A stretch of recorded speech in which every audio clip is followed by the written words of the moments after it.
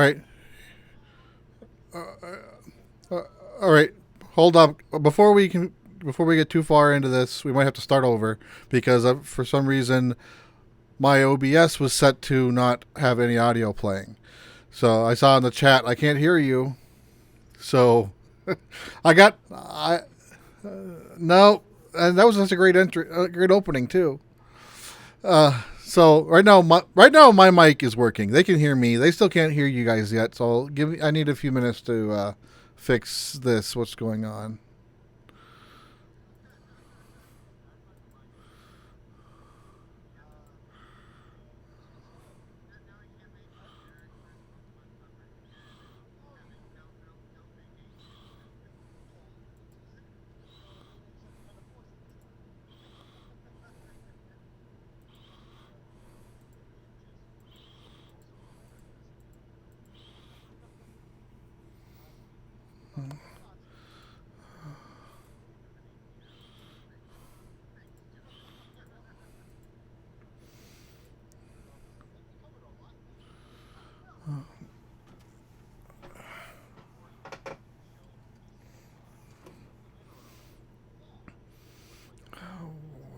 What the hell is going on?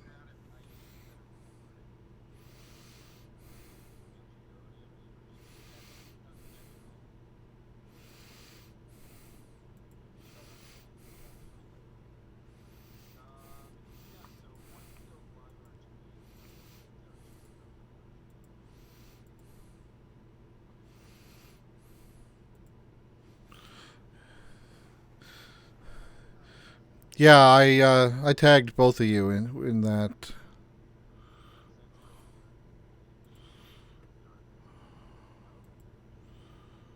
Why can't I get my Skype audio to work? I'm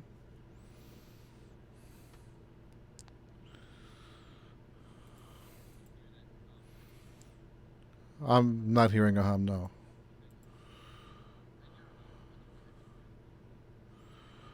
I want headset C USB.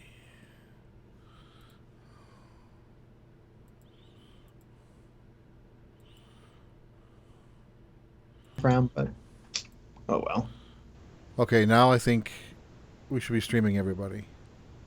Do you want to ask if do you want to ask if people in the audio or that? Well, actually, we should probably just open up another window really quickly here, right? Bear with me 1 second. Yeah. So, chat, can you hear everybody now? If you can, type something. Yeah, hopefully. Say how much you love us. Yeah, there's like a 30-second lag. So, okay, I'm told yes. Okay, perfect. I'm going to go back to the audio bumpers.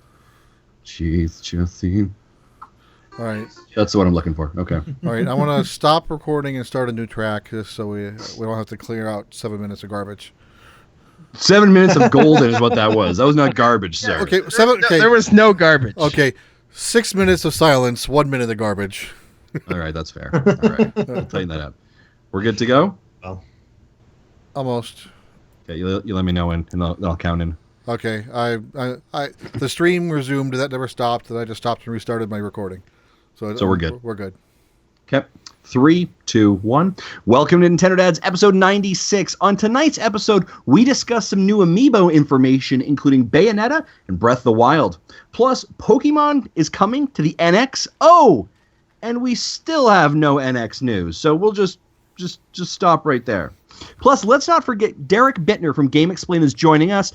Plus, Dave Moore is filling the absent spot of a Zach Erickson. Plus, your questions and so much more. Cue the music.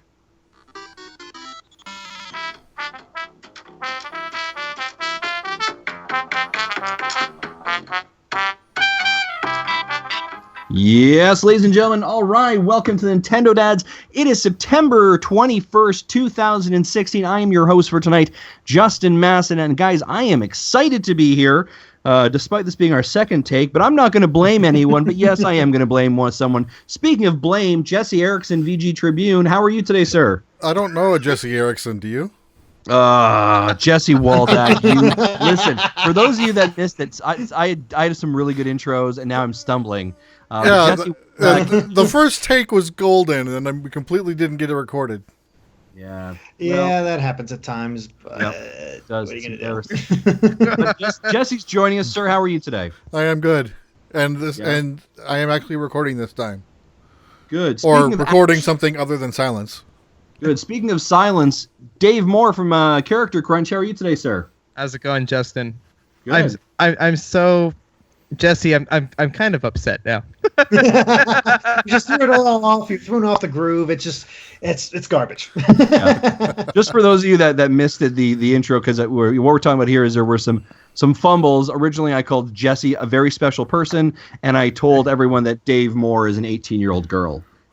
So I felt like I had accomplished a lot, but had an amazing segue to an amazing guest, Derrick Bitner from GameXplain's. Derrick, how are you today, sir, on our second take? I'm doing well. As always, just recovering from Pokemon after yesterday's big news and seeing what the week has in store for me, because there's always something else coming out.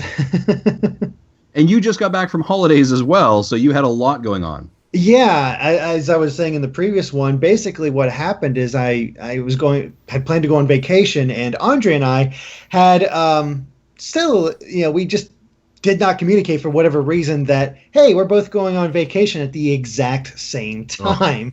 And just Ash can hold everything down, right? Totally, except that Ash can't. Ash doesn't really have the ability to edit, so that kind of throws a wrench at everything. So I knew the Pokemon information was coming out on Tuesday, and I was like, okay, we just heard rumors about a demo being rated out of Korea. If a demo comes out, I need to be there, and Pokemon is just big news otherwise, so I'll stick around and at least get the basics covered, get a quick discussion out, and then I'm going on vacation. And covered that, was on vacation, and all of a sudden, by the way, you had those two trailers that came out. Here's 3 more, because there's a Japanese version, there's an overview trailer, and then I don't even remember what else, but so many different trailers that revealed so much that as soon as I got back from vacation, it was straight into analyses, because guess what? Yesterday had even more information that I needed to be ready to cover.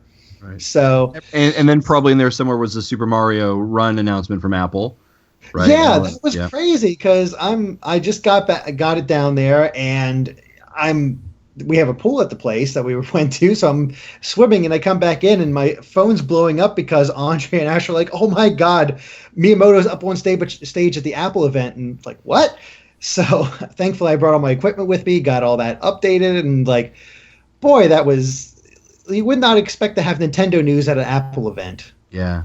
It feels like Nintendo every once in a while, for news and information, when it rains, it pours, and then it's dead drought, right? Then we don't get a drop of rain for weeks or months, and then again, it's another downpour, right? So yeah, keeps you busy. In preparation for the Apple event, because I have a streaming setup, so I can, whatever I game, I can stream or record.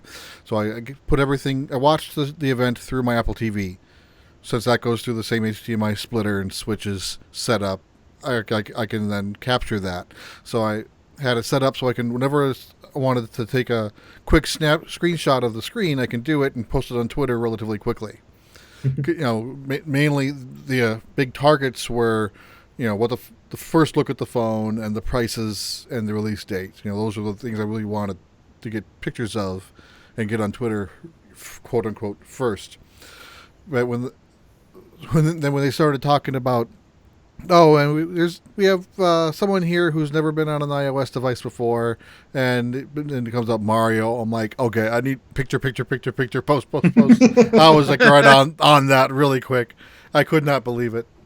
I'm sitting there at work, and people are like, "Oh, I know." Next thing I know is like I'm literally going on lunch as this is happening, as I'm walking through like the back supply room. My phone, my watch, and my phone are just brum.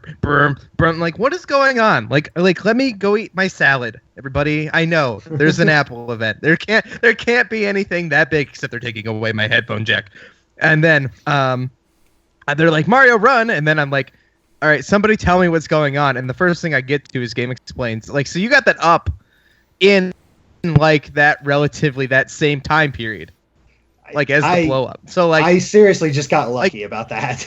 Yeah, it was like the cleanest explanation, because everything else is like, there's Mario, he's at Apple, Mario, Apple. I'm like, what is everybody talking about? Nice. Yeah, we'll always talk more about kind of the Game Explain and their system and obviously the news that you guys are cranking out and how much we enjoy it as well. So, Derrick, either which way, thank you so much for joining us. We're excited to talk about all of this news, reviews, and games with you today. No now, problem. I'd be remiss before jumping into news of kind of stopping and saying, hey, Dave, you're here, but Dave, why are you here? Because Zach is not here, because he's at the orchestra, the Zelda Symphony Orchestra, because, he's a lucky son of a Zelda. Because I'm a PG rating on the show, Dave. Because I'm a stickler of, I like to have the full name of products spoken. It is The Legend of Zelda Symphony of the Goddesses Master Quest. That's right. Zach is there. Is currently in Edmonton tonight. He is there with he's there. His father is there, and his son Nick is there, and they're enjoying the orchestra. So we're excited for him. He did a great interview actually with the executive producer of the show. We're gonna have that up on our feed in a little bit as well. But it was we're excited for him and jealous. But Dave, I'm sure you're gonna fill in that spot fantastically. So I can say right on and right on, moving on. Yeah, exactly. Say A a couple of times, it'd be just fine. Speaking of A and moving on, let's move on to the news, shall we? Let's hit it. Do it. Ah, yes. And the news is brought to us. Sorry, go ahead. I said if Justin's not going to do it, I'll do it. If I'm stepping in the host position, someone's got to say do it. That's your role, all right? Thank you. All right, thank you. You have Dave. to have some poutine in your hand while you do it. Hey, let's not start getting too slandery, all right, of our Canadian values up north, all right? And the news is brought to us by OneUpBox.com, guys. Hey, if you like really cool geeky stuff being sent to you every single month, head over to OneUpBox.com, use the offer code NintendoDads, and you'll get money off your first box. And I know that this month's box, September, it's already shipped, it's out the door, but I know the theme was adventure, and it is basically a very packed Nintendo box of content. We're excited to get it, and excited for our partnership with OneUpBox.com. All right, so jumping into the news, guys, here. It's been a little bit of a quiet news week, but there were some pieces of information that have come out. Some rumors, some news, some things that we can never, ever confirm. But I wanted to bring this up, and actually some of it kind of all circles around Amiibo. We're going to start off with actually the Bayonetta Amiibo. And this was recently announced by Platinum Games on their blog. Now, we haven't really heard anything hide or hair about about Bayonetta's Amiibo since I guess the vote was kind of won. So this is nearly a year ago that they were making an Amiibo. That's been a year already? Oh, my. It's been nearly a year because it was near the end of December. I forgot about that. I feel like they forgot about my Cloud Amiibo. I sit here, every time I look at my Amiibo shelf, I go, where's my Cloud Amiibo? Did they forget about it? So obviously these three Amiibo, they didn't forget about them. Or at least somebody didn't. Bayonetta's still coming, apparently. I mean, maybe Platinum's the only one working on. It's just like, it's whatever. Yeah. Now, so basically, they said like they don't have a release time, but they're spending as much time as they can to kind of get it prepared and to make it look as well as they can. Derrick, is there any kind of information, additional stuff that you can kind of shed on this at all? Not that I've seen. It was basically what you've seen on their blog is what you get. They're still finalizing design, and they have a little bit of proposed. I mean, you can basically imagine what it's going to look like. Take her trophy in the game. There you go. And I guess they're just making sure the model quality is up to snuff. So it's actually very strange that it took this long, but I guess there's a whole set of approval processes to go through since this is a third-party Amiibo. But again, we got Ryu relatively quickly. Same with Sonic and Pac-Man. So I really don't know what's held up these three, especially since, I mean, I am pretty sure the Amiibo craze has kind of died off. Yeah. And I mean, and the interesting part is Nintendo has had such a good working relationship with Platinum that I can't imagine like this is part of it, like, oh, I don't really know what you do, and we don't have good contacts. Like, I imagine that relationship is pretty solid enough that it should be able to have a good communication. Like, this shouldn't be a shock. You wouldn't think so. I mean, this is sort of their bread and butter. I mean, there has to be a whole set of approval processes to go through in short order to get it through. I mean, let's look at Shovel Knight. He got an Amiibo out relatively quickly, and that's just a small indie studio. So why is it taking so much longer for Square Enix and Platinum Games and even their own Corrin to get out? It really doesn't make a lot of sense, especially because at least two of these people are really excited for, and Corrin is definitely there for the Fire Emblem fans. And that's a very interesting case. And I you know, our resident Amiibo collector, Dave Moore, we're going to come to you in a couple of moments from now. But I actually wonder, because this is always the question when we see Nintendo Directs, or occasionally we'll see like the where are my Amiibos? Where are the final 3 Amiibos to finish my Smash set? And you made a really interesting point there, Derrick. Bayonetta, people probably really want. Cloud, people really probably want. Oh, yeah. Corrin, Except for you, obviously, because you forgot the name. Corrin, maybe. I don't know. It's tough to say.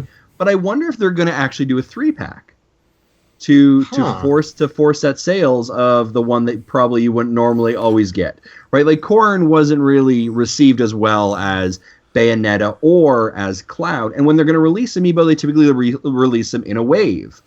Right? So could they maybe be creating a 3-pack in this that forces sales? You mentioned earlier that the Amiibo sale is kind of going down, right? This forces you to have it at a premium price, $45. You have to get all 3. So if you want to, you're going to get whatever. Okay, Canadian dollars are still real money, all right? That's what they did with KK's. That's what they did with KK Slider. They put him in with 2 goats that no one else would want otherwise. So then just have 1 goat and 2 others that people will like, and that will move actual boxes. Yeah, well, Isabelle apparently wasn't enough to help Amiibo Festival, so I don't think that game. I don't think the game failed on Amiibo's problems. I think that was a game issue. It's had its own issues. Yeah, like I said, I mentioned this before, but I bought that game on sale on Amazon, where if I take out the cost of 2 Amiibos at full Amiibo price, I basically paid $4 for the game. So I figured I got my $4 worth out of it, so I'm not upset about the sale. But it's definitely not the full price game. I got the game last week for $24, including the Amiibo. Free game. Wow. Free game. So the game was free. Yeah. So I'm not mad. Yeah. Ironically, up here in Canada, that game is still bundled in. It's about like $35. Yeah, that's basically what I've seen. The thing is with Nintendo games, they really don't go down in price that much unless they get those select lines. Yeah. You really can't unless you're Amiibo Festival, which you're the only exception in the history of Nintendo, because it was so bad that it doesn't even need to be a Nintendo Select to go beneath $40. Yikes. So Dave is our resident Amiibo collector here. Bayonetta, are you excited for it, or are you just excited to potentially complete your set? I'm most excited to complete my set. Of those 3 Amiibo, the Cloud Amiibo is the one I have to have, right? So if you said, Dave, you can only have 1. Of course I'm going to get all 3. But if they could only have 1, I'd pick Cloud. Right. Because that's that of an Amiibo picking from a Square Enix property, let alone partnering with Nintendo for Smash Brothers, which is a game that we would have never thought would have gotten Cloud.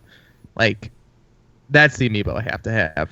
Right. Then I'm fulfilled. Although I have every Amiibo, period, including Isabelle Summer Sweater variants, I have a sickness. You got the Rob Famicom colors and all that. Yeah, I'm not missing. When I say this, Derrick, I mean this legitimately. I'm not missing a single Amiibo that exists. Oh my god! The thing is, it was a sickness, because when I first saw the Amiibo coming out, I was like, oh, I'll get maybe 5 or so. You know, the ones I really want. And then time goes on, and I look at my shelf. It's like, why do I have 30 of these things? Yes. Yeah, it's like I look at it and go, why do I have over 70 of these things? The problem with them is they are perfectly price pointed at compulsion buying, right? Where the cost is low enough that there is not a huge financial impact, so it becomes very minimalistic. I think it was funny. I think I saw Dave. Didn't you recently tweet that you measure costs? You used to measure costs in, hey, that's a Subway sandwich, but now you measure it in Amiibos. That's my new level. I used to, because everything that costs $5, it's a Subway sandwich. Meaning, like, if I need to eat, right, as long as I have money for a Subway sandwich, I'm good. Now everything is based. Well, that's only 3 Amiibo. Like, That game is look. That game's $35. It's like 2.5 Amiibo. It's fine. I have 70 of those. What's 2.5 for? I was just counting my God. collection, and if you include Game & Watch 4 times, because I have them all standing separately, I think I've gotten in the realm of 30 to 35, which is more than I thought I'd have. Well, it was funny because when we started this podcast, you didn't have any, and you were very against it. And you were like slowly like, I picked up this one, I picked up this one, I picked up this one, and now, sir, yeah, I go, I just really want KK Slider, and I want Tom Nook because he totally looks, just out of his mind. So I need Tom Nook, and then I'm like, but Timmy and Tommy Nook are awesome, so I need those two, and then I'm like, but now I only need like 5 Animal Crossing Amiibo. I might as well just get the rest, and I'm like, God, what have I done? At least those you could have gotten for cheap if you didn't buy them right away. Well, I basically just rounded those out. Plus, why did I buy an Isabel sweater? Can somebody please explain to me why I bought the sweater variant? Because you have a sickness. Pretty much. I really don't know why I did it. I'm like, I gotta have them all. I'm one away. Cart ship. Just do it. Just do it. I can't handle it. And then pre-ordered. I think I have Boo pre-ordered. I have all of the Zelda ones that was announced a few weeks ago pre-ordered. Everything that has a confirmed pre-order, I have pre-ordered except for the Poochie Amiibo. Everything else I have pre-ordered. Now, what Poochie got an Amiibo? Yeah. What about the Monster Hunter Generations ones that I've seen some box stuff for? So those Is that where you're drawing a line? So those are too expensive to import at the moment, but I'm keeping my eye on them. Wow, that's incredible. Okay. Yeah. Tim in the chat says... Justin, sickness. It's a sickness. Tim in the chat says what turned him off about Amiibo was Codename Steam. He could not find the Fire Emblem Amiibo to unlock the characters in-game. Right.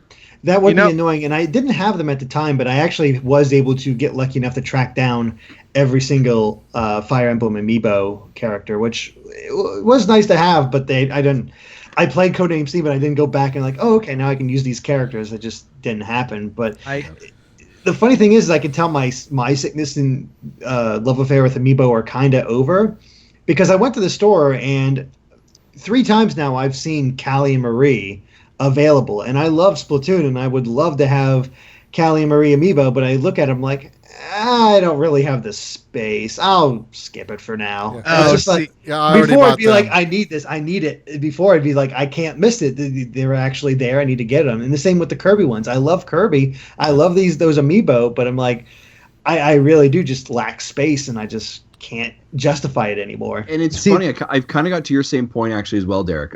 I just like you, I love Splatoon, and I was like, I got to pick those ones up. And when the day came, I was like, not really. I'm okay. See, and even the new Zelda ones that are coming out, I think they all look great. I really want them, but I was like, pre-order on Amazon. I'm like, or I can just pick them up when I find them. Mm-hmm. Right? And we'll see. And maybe, that Ocarina of Time one looks okay. Yeah. But I'm not in love with it. See, right? Whereas before, it would have been like, put them in the Amazon cart and just check out, y'all. Again, the difference between your Amazon and my Amazon, because of countries for some reason, is I still get 20% off. Oh, yeah, you have Prime and do all that, yeah. That's Jesse. That's exactly why I pre-order. The funny thing about Callie and Marie, though, that's what confirmed that I still have a sickness. Because that day I set my alarm and I was like, I gotta go to GameStop. I didn't get these pre-ordered. I have to go this time. I'm the first person in there, and of course the wonderful GameStop manager that I do not like. I will not speak his name on this show, but I talked about him on my show. Made fun of me for buying them because he's an idiot. Because he's like, what are these? These are dumb. Yet he's the same guy who plays Tokyo Mirage Session Sharp FE, and makes fun of me for buying things because they're too Japanese. They're basically pop idols just like that game. I know. That's my point. Not that there's anything wrong with Tokyo Mirage Session Sharp FE. Of course, Tokyo Mirage Session Tokyo Mirage Session sings the Splatoon song at some point. Right. Yeah. I missed that. I haven't got that far. but he'd never know way to that. spoil it for Derrick Spoiler. now, Jesse. Yeah. Oh, it's not Jeez. that big of a deal. I'm only spoiled by that because of a video on YouTube. So. Yeah. No.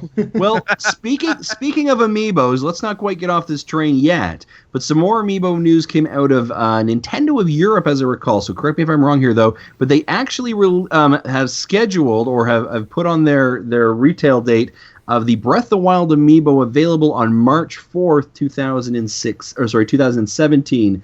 So obviously we begin to kind of swirl. Is this going to actually be the release date of Breath of the Wild? And if so, if Breath of the Wild is obviously on both consoles, is this also the release date of the NX? And if I remember correctly, that's actually the 3rd is a Saturday in Europe. So I don't know what's going on. Derrick, do you know any more about this? Well, this one is just so weird in how innocuous it all was, because you go to the Nintendo UK site where their Amiibo page is, you scroll down to the bottom, and they had 3 random Amiibo. And once I heard this whole thing about it, I was like, okay, let's see if I can recreate this and actually see it. So I refreshed, and there was Archer Link. And right underneath it, that was that release date. I'm like, huh. It's weird because it didn't get taken down. Nothing else really happened. It's just sort of there, which is unlike most other NX stuff where it's rumors and secrets and this could be happening and we don't know what's going on. And this one was just sort of, yeah, there it is. And beyond that, I really don't have anything else beyond it, because it really just throws into the questions like, okay, this is when the Amiibo is coming out. Is it coming out before the game? Is it coming out after the game? Is it coming out the day of the game? It's, usually that's how it goes, is like a new Amiibo comes out and it has to do with this specific game, so it comes out with it. But, it's so weird to me, because most Nintendo games, like they say, hey, it's going to come out in March. It's going to be March 31st at the latest, because they always want to squeak by just where it's going to be. Like Mitomo. Yeah, exactly. It's, by the end of summer, okay, today, because today's the last day of summer. And yet again, with Breath of the Wild, we have it March 1st, right at the beginning of the month, which I did hear certain rumors saying that, I think that was part of the Laura, I want to say, I know her Twitter handle is Laura K. Buzz, but I think it's Laura Dale. But the one that broke the reporter that broke the whole fact that all these details about the NX test units. And one of them was the fact that the system is apparently ahead of schedule, which would make sense for early March if it is ahead of schedules. It all kind of stacks up and works, but I have no idea. I've heard so many NX rumors over the year. It feels like years now. It feels like years. It really does, because Andre will send me like, "Hey, new NX rumor." I'm like, "Ugh, all right, let's update." And it just, right. I'm honestly tired of them at this point. Just give me the system. Right. Yeah. I wonder with this actually, and in Europe, typically aren't the dates placed the opposite way? They are, but when you look at the dates, the way they read it, that's when you get March 4th. Okay, because I guess the other way. Okay, gotcha. I didn't know if it was 4/3 like the April 3rd, but okay, fair enough. Mm-hmm. Yeah, you can look at the other Amiibo, see how they're structured, and know that they're already out. And yeah, it does work. It's not one of those miscommunication things. Okay, I spent a month over in Ireland, and I had some issues with dates in relation to communicating that way. I was like, that's not right. And then they had to tell me I was completely wrong. So that's always fair to them. Yeah. So, hopefully. Do you guys buy this date? Do you think that makes sense? I don't think so. I think if it makes sense at all, it just makes sense that the Amiibo's coming out. Mm-hmm. I know I'm the bad guy here, because everybody's saying NX is in October.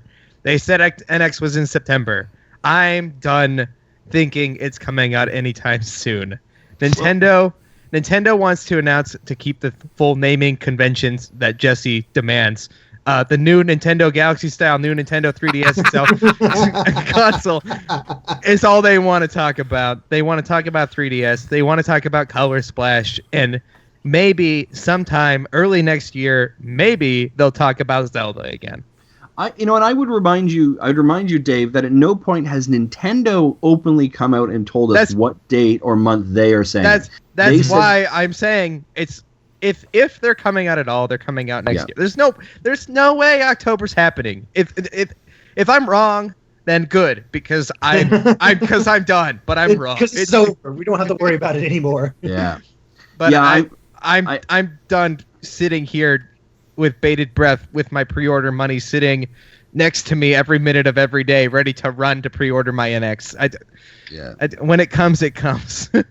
Yeah, and I think kind of like you, Dave and Derrick. It's just just get it over with. Just tell us, right? I'm tired of going to my Twitter feed every day and looking, just flipping through Twitter, and is today the day it's going to be leaked? Anyone want to take a bet? And you're like, it is what it is, folks. Let it be. And I do think that Nintendo needs to get in front of it sooner than not. I don't know whether they're going to listen to us. Probably not. And I also think the challenge with them is that their window, in my opinion, their window of when they can tell us and not have an impact on their sales that are coming up in the holiday season is slimming. Right? They probably have about 2 weeks, I think, early October, where they can say something before they may have an impact in relation to other games, other systems that they have tentatively scheduled to be sold in that November to December window. I don't know. Derrick, go ahead. Well, Color Splash comes out October 4th, and that's basically the last big Wii U game. So it would make sense for them to wait till October, wait till that's out, and it's like, okay, got these people that are actually going to get the game right early. Can't see lifetime sales being great on this game. Okay, now we can show the NX, and that makes sense. But the problem with all these rumors just that have built up over the years is not. I keep saying years. The months. It's whatever. so true. It's true, Derrick. It's been years. It's built up this expectation that Nintendo had no part in building up. They've said very little about the system themselves. I think no matter. It's all rumors, ideas, yeah. No matter what they announce, I think they're going to disappoint me now, and that's my concern. That's my most. That's the worst concern that I have right now. Yeah, the internet has created, for good or for not, this rumored mill that expectations. Again, we talk about Nintendo said they were going to say in September. No, they never had. They never said September, October. We as fans, we as advocates, we as whatever we are on this podcast. Right, have frothed this machine where we've all created this monster, right? And unfortunately, we've probably put Nintendo in a situation where they probably can't truly live up to our expectations in some context right now, or at least not everyone's context. I think they need to do a little bit more. I think they need to communicate quicker. But that being said, I do pray to God they just say something soon.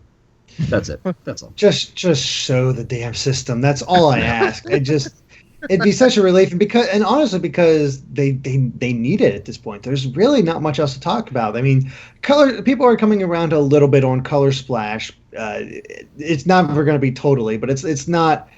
I don't see the vitriol that I do for that game that was for that game when it first was announced. But still, it's not going to do great because, well, for one, it's a Wii U game, so unfortunately none of the games do spectacular, but it's still they got nothing else to talk about. They got a few 3DS games, but there's still nothing huge outside of Pokemon. And it's interesting how a lot of people deem Color Splash as pretty much the Wii U's swan song, right? That's the last last game on it, when in actuality we do know Breath of the Wild is scheduled to be on it. That is true, but we've all already moved our chips over to the NX pile on that one. Yeah, it's one of those. If you're enthusiastic about the Nintendo and the NX, you're going to get Breath of the Wild on NX, not Wii U. Yeah. So. Now adding to that fuely fire of NX rumors, Pokemon got some information this week about this. The president or CEO of Pokemon essentially came out and said Pokemon's going to be on NX. Drop the mic. Peace out, y'all. I actually would like to see that happen. That would be great. Yeah. Mic drop. Maybe he's like, Pikachu, drop, and then just walk away. Just Derrick, any information you can give us on this one? No, duh. That was my reaction to this, because here's the thing: it's not Game Freak saying there's going to be Pokemon game. They're going to make Pokemon games for the NX, even though that's a rumor. But Pokemon Company covers all Pokemon games, so it could be Pokemon Rumble NX. It could be Poke Park NX. Exactly. It could be Mystery Dungeon NX. Just because it says there's going to be Pokemon doesn't mean it's going to be a main series title. Now, that does seem to be a rumor, which is possible considering, like, if you look at the hybrid ideas, you look at how long it takes, like 6 months out from when the NX is released, and if it comes out in March, that would put it around November. And with the yearly releases of Pokemon, usually the dates do line up where an NX version of, let's say, you have Sun and Moon, we have Pokemon Twilight, and don't call it Twilight. well, I don't. I'm just coming up with something. Yeah, but I know. Comes with a sparkly cover and everything. It's got vampires. Yeah, and that comes out in November. And by the way, it's an NX version with upgraded versions. That could be possible. It all lines up. Is it likely? I have no idea. But the thing is, a Pokemon game on the NX is not huge news to me. That's, again, a no duh moment. Right.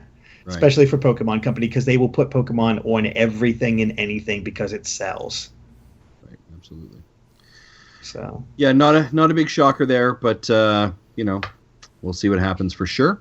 Moving on to our next news item. This one's kind of the weird rumor mill, guys, so I'm just going to spit it out there and we'll see what happens. It's all weird rumors this week, folks. But essentially, some major kind of distributors, stores in Europe are basically being told that they're getting invites from Nintendo of Europe to have a meeting in Germany that requires NDAs in the next couple days to basically show off something. That's kind of it. So, of course, the internet decides to blow up and is basically along the lines of, oh, NX is coming. We're finally getting information about it. Da-da-da-da-da. Or we're not getting information about it. Or Plus we're not. The NDAs. Yeah, exactly. So I don't got a lot more than that. I don't know if you guys have heard anything else, anyone in this room. But, yeah, that's kind of... It's one of those things you look at and okay. Yeah. Because it could be anything. It could be completely innocuous, just a typical sort of thing, and everybody just sort of found out about it this time around because they know it'll work people up into a froth. Or it could be NX related. Vitality sensor. Yeah, there we go. The vitality sensor is finally coming back. They're finally meeting their promises on quality of life stuff that they talked about for how long, and it just never materialized. Years ago, Derrick. Years ago. Oh, God. That is amazing. It can't be anything. It's gotta be like some Zelda thing, or it's another Amiibo that they're not allowed to talk about, or it's not. There's no way this is NX. Come on, if this were NX, we'd hear about this happening all over the place. They're not just taking it to Nintendo of Europe. It's not. Yeah. It's like the worst world tour ever.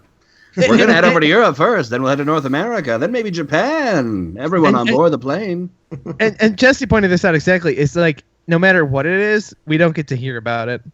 Yep. Yeah. So, even if it is NX, and they're signing NDAs to talk about NX, we're not going to hear about NX. So, we'll just sit here and know that it's coming out. I think the best possible leak that might come from it, that Nintendo won't get as upset on versus something specific about the NX, is maybe when the NDA date is over. Right. That's will likely be the announcement date. Sure. That's a good point. Yeah. But even then, unless that's October, I don't know. It's gonna be March. It's gonna be March. That NDA will expire March 4th, 2017. I'm telling you right. So they're pulling a Saturn. By the way, the NX is out. Yeah, we are frosty about this, aren't we? Yeah. Well, I think it is just because if you cover Nintendo, you've seen the NX news. I mean, and just Nintendo fans in general are tired of the NX rumors. Like I do seriously groan every time there's a new rumor because I got a report on this and immediately read comments like, Rumor Explain is back out. I'm like, I got a report on it. I have to because people are interested. It really is just a rock and a hard place. One of these days, GameXplain's going to put up a confirmation the NX got announced, and I'm going to look at it and go, "Oh, it's just another rumor." I'm going to flick away from it, and somebody's going to blow up my phone and be like, "It's here, Dave," and I'll be like, stop it. Yeah, just stop pulling my leg. All Photoshop stuff too. I'll find out. I'll find out a month after it got announced. Nintendo dads will report it. I won't believe you guys. Probably not. It'd just be a big hoax. It's just a retweet of GameXplain stuff. That's all we do. Oh, God. Jesse, I seen here you put a new item, free or Wii U game. The first Skunk bundle. What is this? Yeah, I heard. This is a game on Wii U. Full price is $25. I heard Guillaume on NWR talking about this last week. It's basically a bundle of 5 smaller games that are mediocre at best. That's a glowing review. Yeah, well, mediocre at best. Put that on the box art. Yeah, so so at full price he wouldn't have bought it, but it got discounted to I think about $5, so it worked out to be like $1 a game. So he bid at it and played it and talked about it. Apparently now it is listed as free. Oh! I thought you were about to tell me I had to buy 5 terrible games for $5. No, you can buy them. You can buy them for free, but you can, even if you don't care about the games, this is the most important part of this. Whenever you buy a game, the gold coins you earn for My Nintendo is based on its full price value. Because it's a $25 game, you will still get 30 gold coins, even though you paid nothing. Wait, so where do I go? Now you have his interest. Now he's paying attention. Yeah, go to your Wii U, Dave. Turn it back on. It's the thing that's probably collected a lot of dust. I'll be honest, I have not bothered with the My Nintendo coins at all.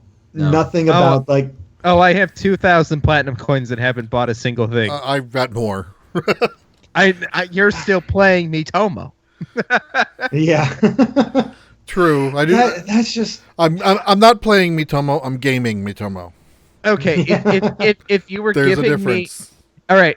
But here's the problem, Jesse. Here's my problem.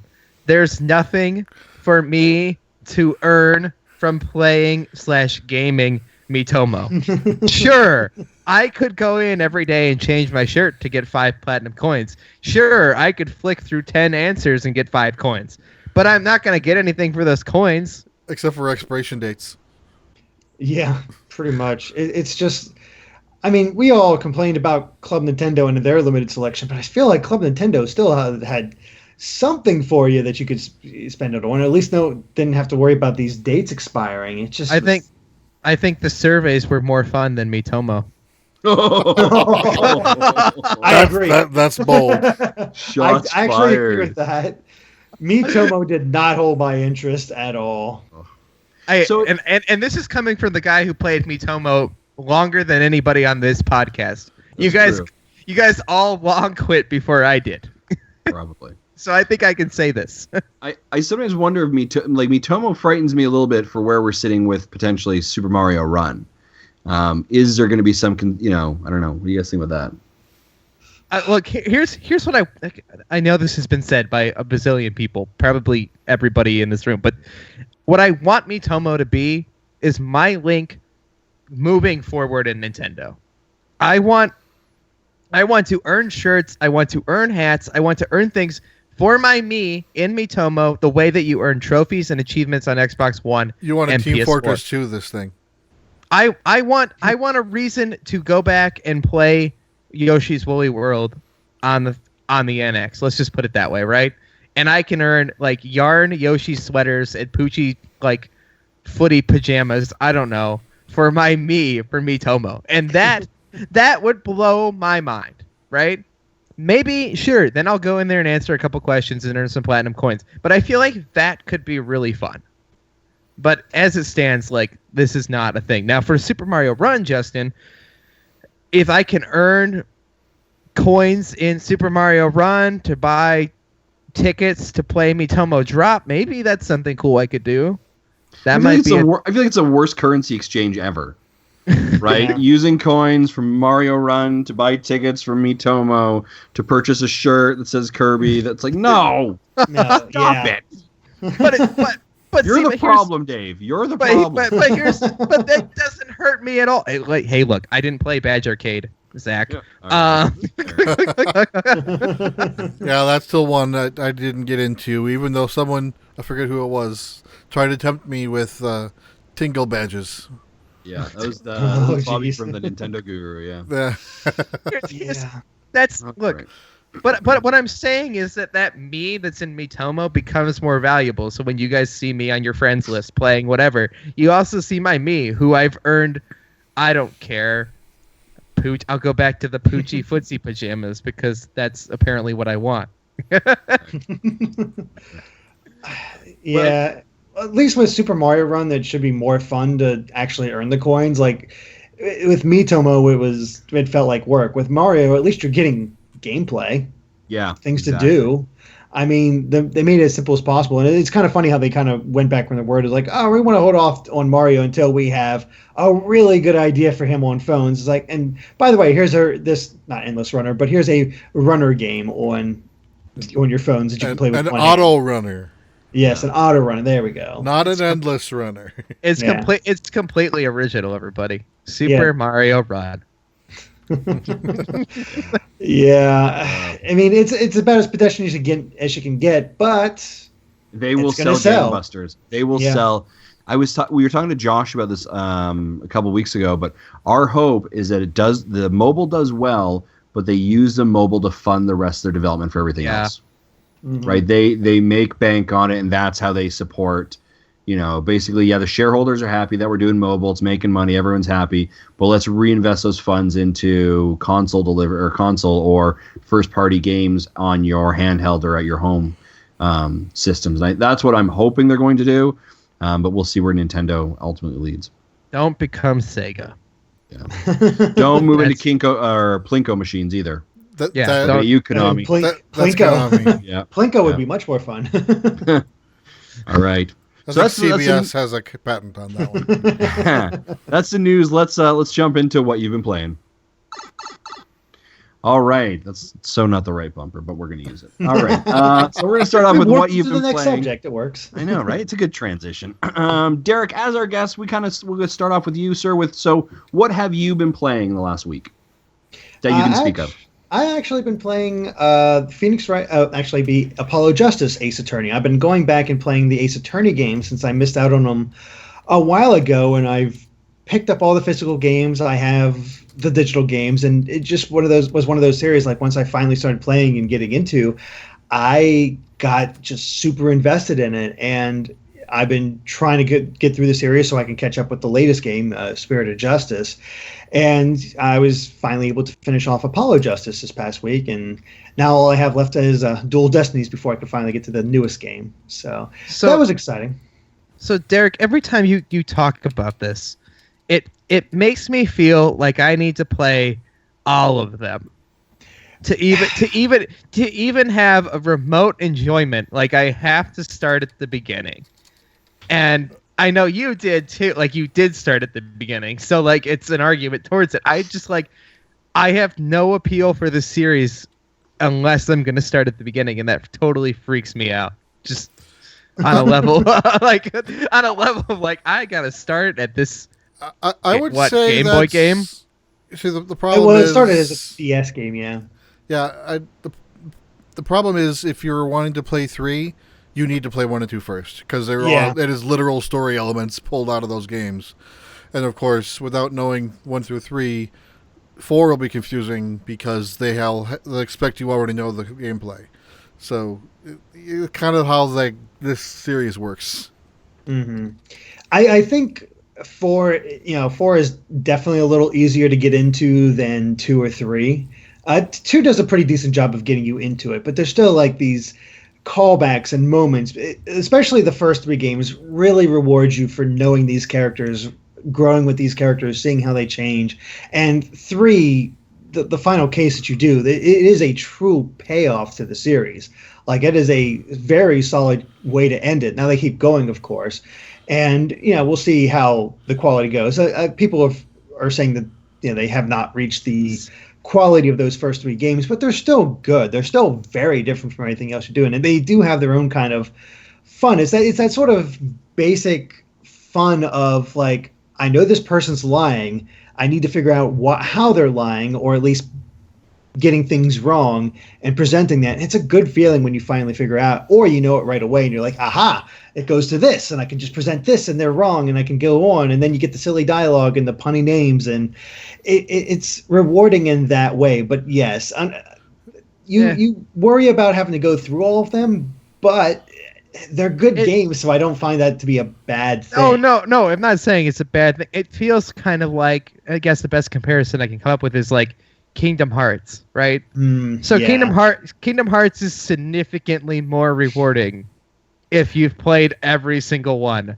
Mm-hmm. And it's not that it's bad to play Kingdom Hearts 2 without playing Chain of Memories. You'll figure it out, right? Mm-hmm. They'll give you an explanation and you can deal with it, because I didn't play Chain of Memories until it was, re-Chain of Memories, right? So like, it's that kind of same weird, strange, rewarding system of saying like, play all these games, even though Kingdom Hearts is probably worse than Ace Attorney, because you gotta go all over the place. Ace Attorney is at least linear. The games are chronologically in order.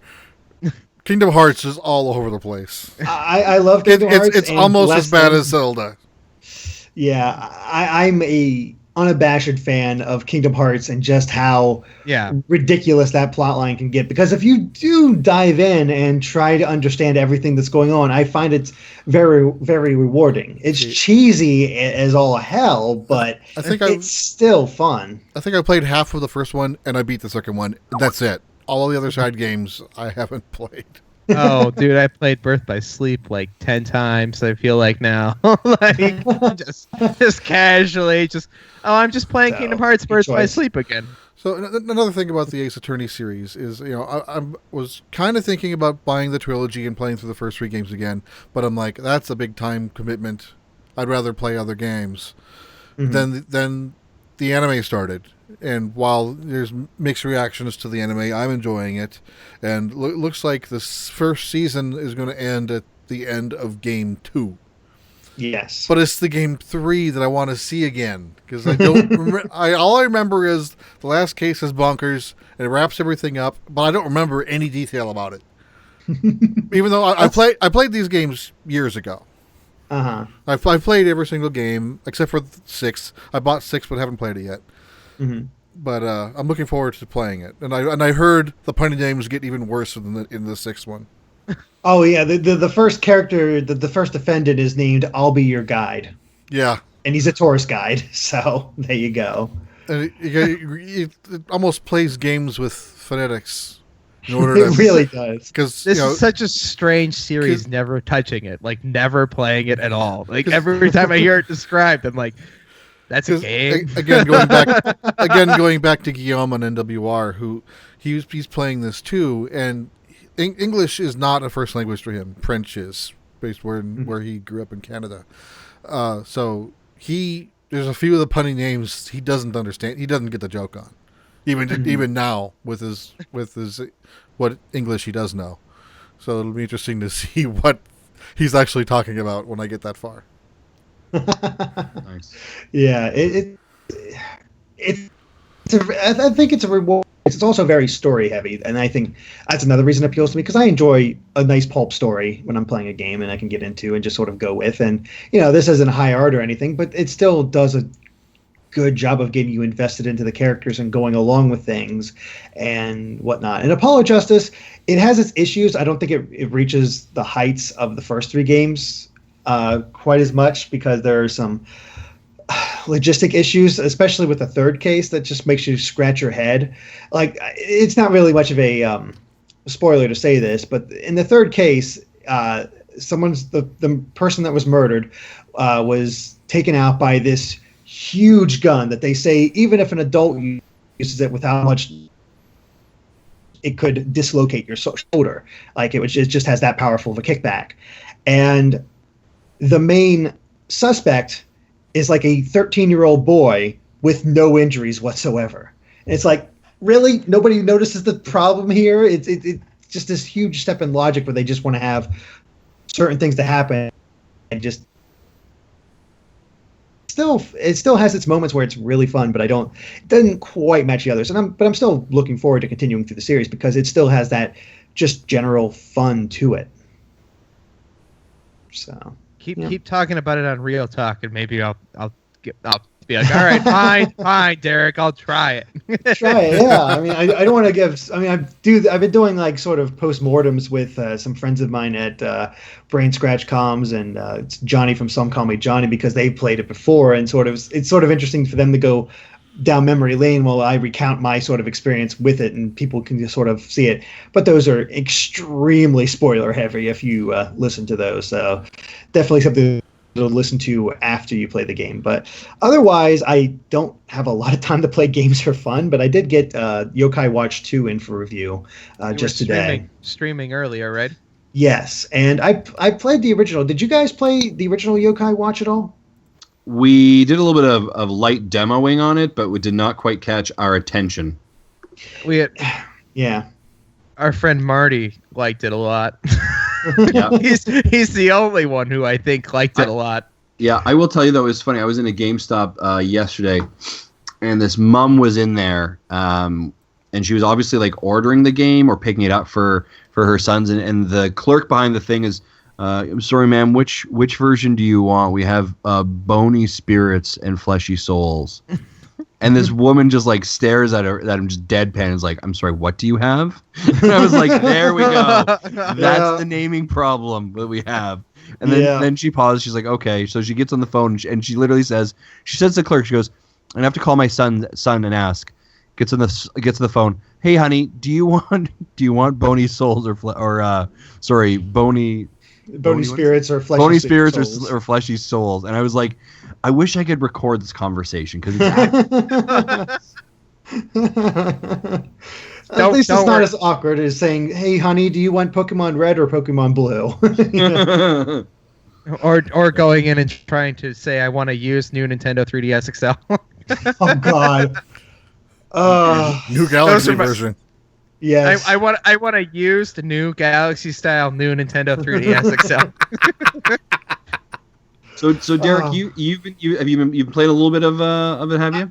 I played the first hour with the stream. I haven't had time to play anything else yet because I just had some other little things to do beyond that. But the thing is, the first hour is basically reintroducing you to the game. And the thing I have to commend the game about is that it plays like a Saturday morning cartoon. This feels very much like that sort of, cheesy way. They have that the silly ideas behind it. It's kind of humorous, and then they have the gameplay where you're meeting these wacky yokai that can be kind of ridiculous. Like the first new yokai I ran into was named Brushido, and it's a Bushido guy uses a broom to clean everything, and it compulses everybody to clean too much. And okay, that's a cute idea. I can get behind that. It works, but it also, at least with the first game, it didn't have that immediate hook that Pokemon did, like where you wanted to catch something.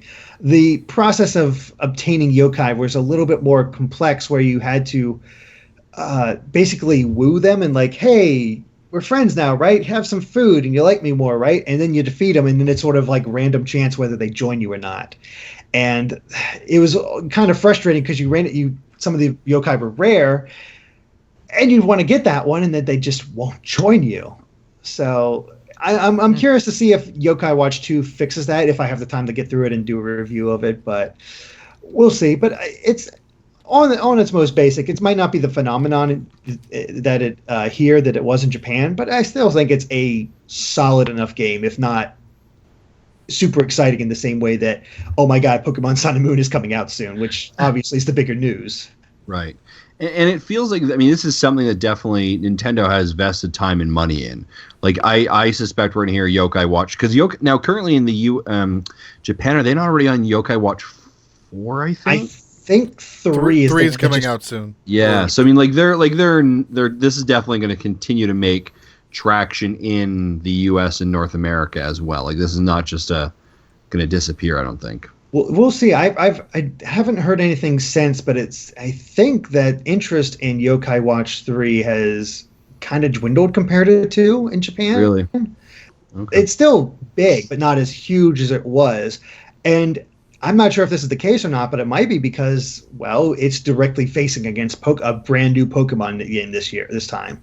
And a new Pokemon game is a big deal when you enter a new generation. So it's facing its first real competition for Pokemon, and it's hard to beat that juggernaut.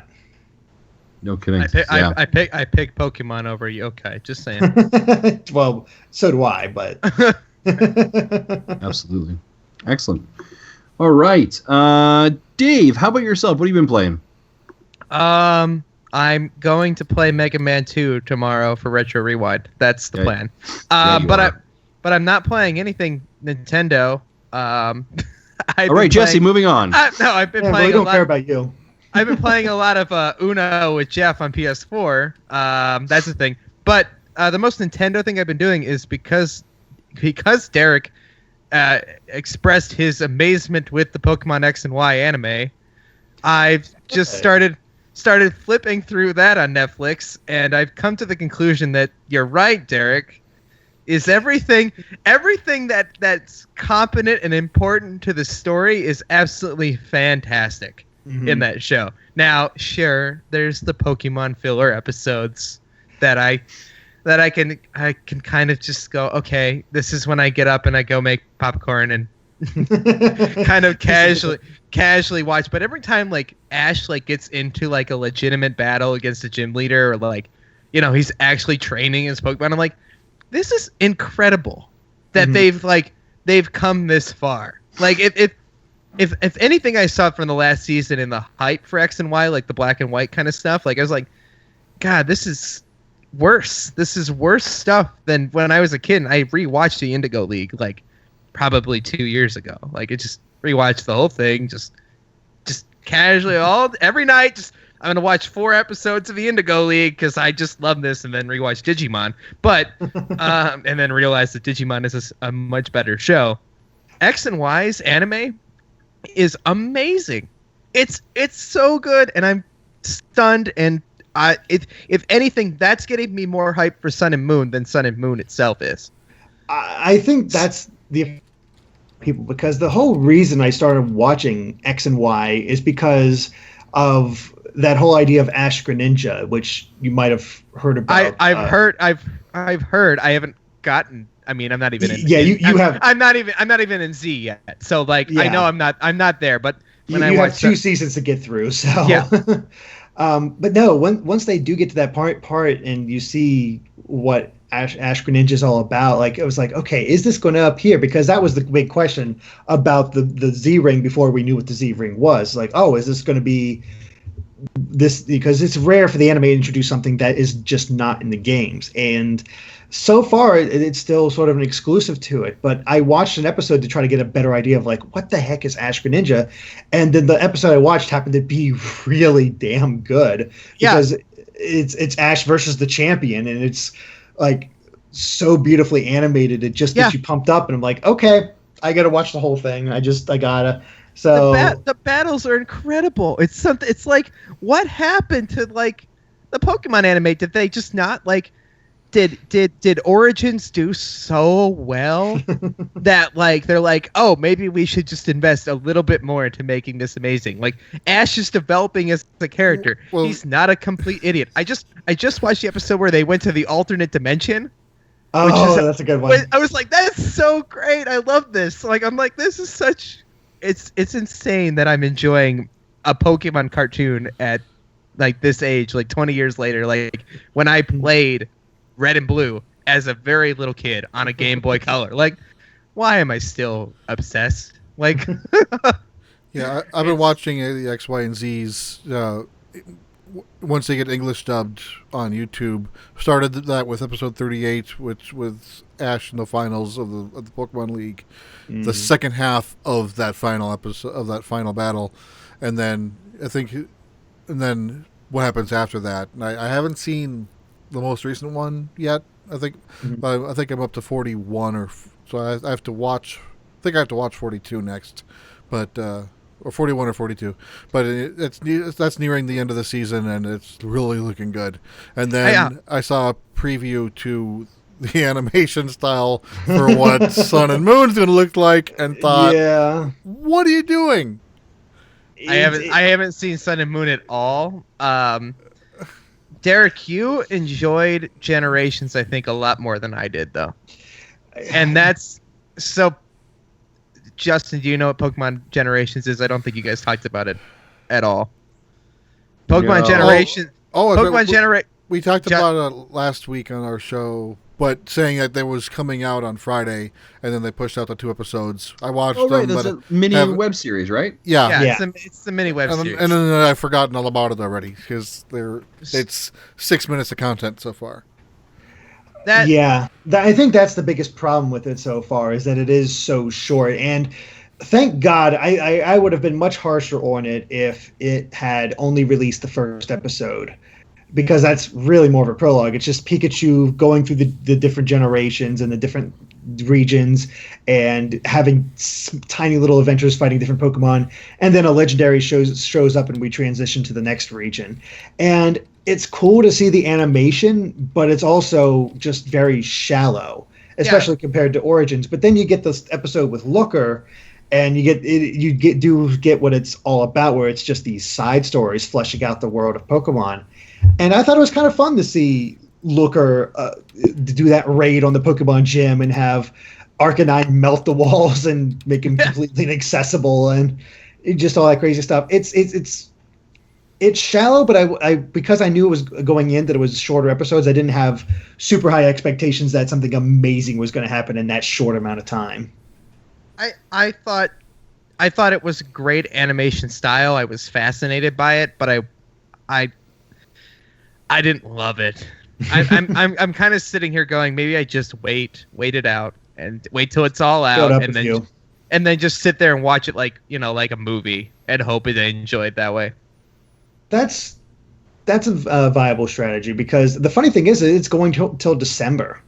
Like those episodes are not done until it's reached December, so it's quite a build-up of episodes. So who knows what all they can cover. But going back to Sun and Moon, the animation there, I've heard from animators that the people who kind of would know that kind of thing is that, the animation quality in stills is not great, but in motion, the animation is smoother than it's ever been. So that might be the trade-off we're going for, is a much smoother style at the sacrifice of detail. And so I'm willing to give it a shot, because I'm going to give it the benefit of the doubt, because X and Y has impressed me so much that I can't not stick with this point. It has to do something pretty bad for me to give it up, especially since the episodes you're getting to, 41 was the latest episode, and crap gets dark. Like the things going on in those episodes is so much beyond what you'd ever expect from a Pokemon anime. Yeah, I put a link of the Sun Moon anime trailer in the Skype chat for us, and I'm watching it now, and I put it in the live chat for our viewers. We'll pop it onto the Facebook page and Twitter page as well to get people that as well. So that's fantastic. I'm just looking at it. I'm not impressed, but I'm gonna stick this out. Let's trust the Pokemon connoisseur there, Derrick. His opinion. I'll give it the benefit of the doubt when the episodes actually start coming. But that trailer looks weird. Yeah, it's not the best foot forward, it seems. So we'll see how it all turns out. But real quick before you guys tell us what you guys have been playing, but David, what'd you think of the Esper episode in the haunted house? Oh, I loved it. I like Bonnie a lot. Mm-hmm. Like as a character, to like have like this younger character, and I was really hoping they would take that turn, to like make it a little bit darker. Yeah, like that's the thing. It was much more emotionally invested than you'd think. Yeah. Right. Like as an adult, I instantly figured out what had happened. Like it's very clear that, but I was what other there was a movie that did this recently too, where they had this potential to take it into that super emotional, moody moment, and I don't think they followed through with it. And it was Secret Life of Pets. That stupid movie but it's the same kind of concept. It's clear that like, you know, somebody's owner is gone now, right? Mm-hmm. And it's been left alone. I loved it. That's a good one to show how much sort of like the emotional maturity of Pokemon has evolved. This one. That and like the relationship between Serena and Ash is like there. I don't know if there's going to be a payoff for this at all, but like the fact that you're shaking your head like I don't know. No, I don't know. I don't think there will be.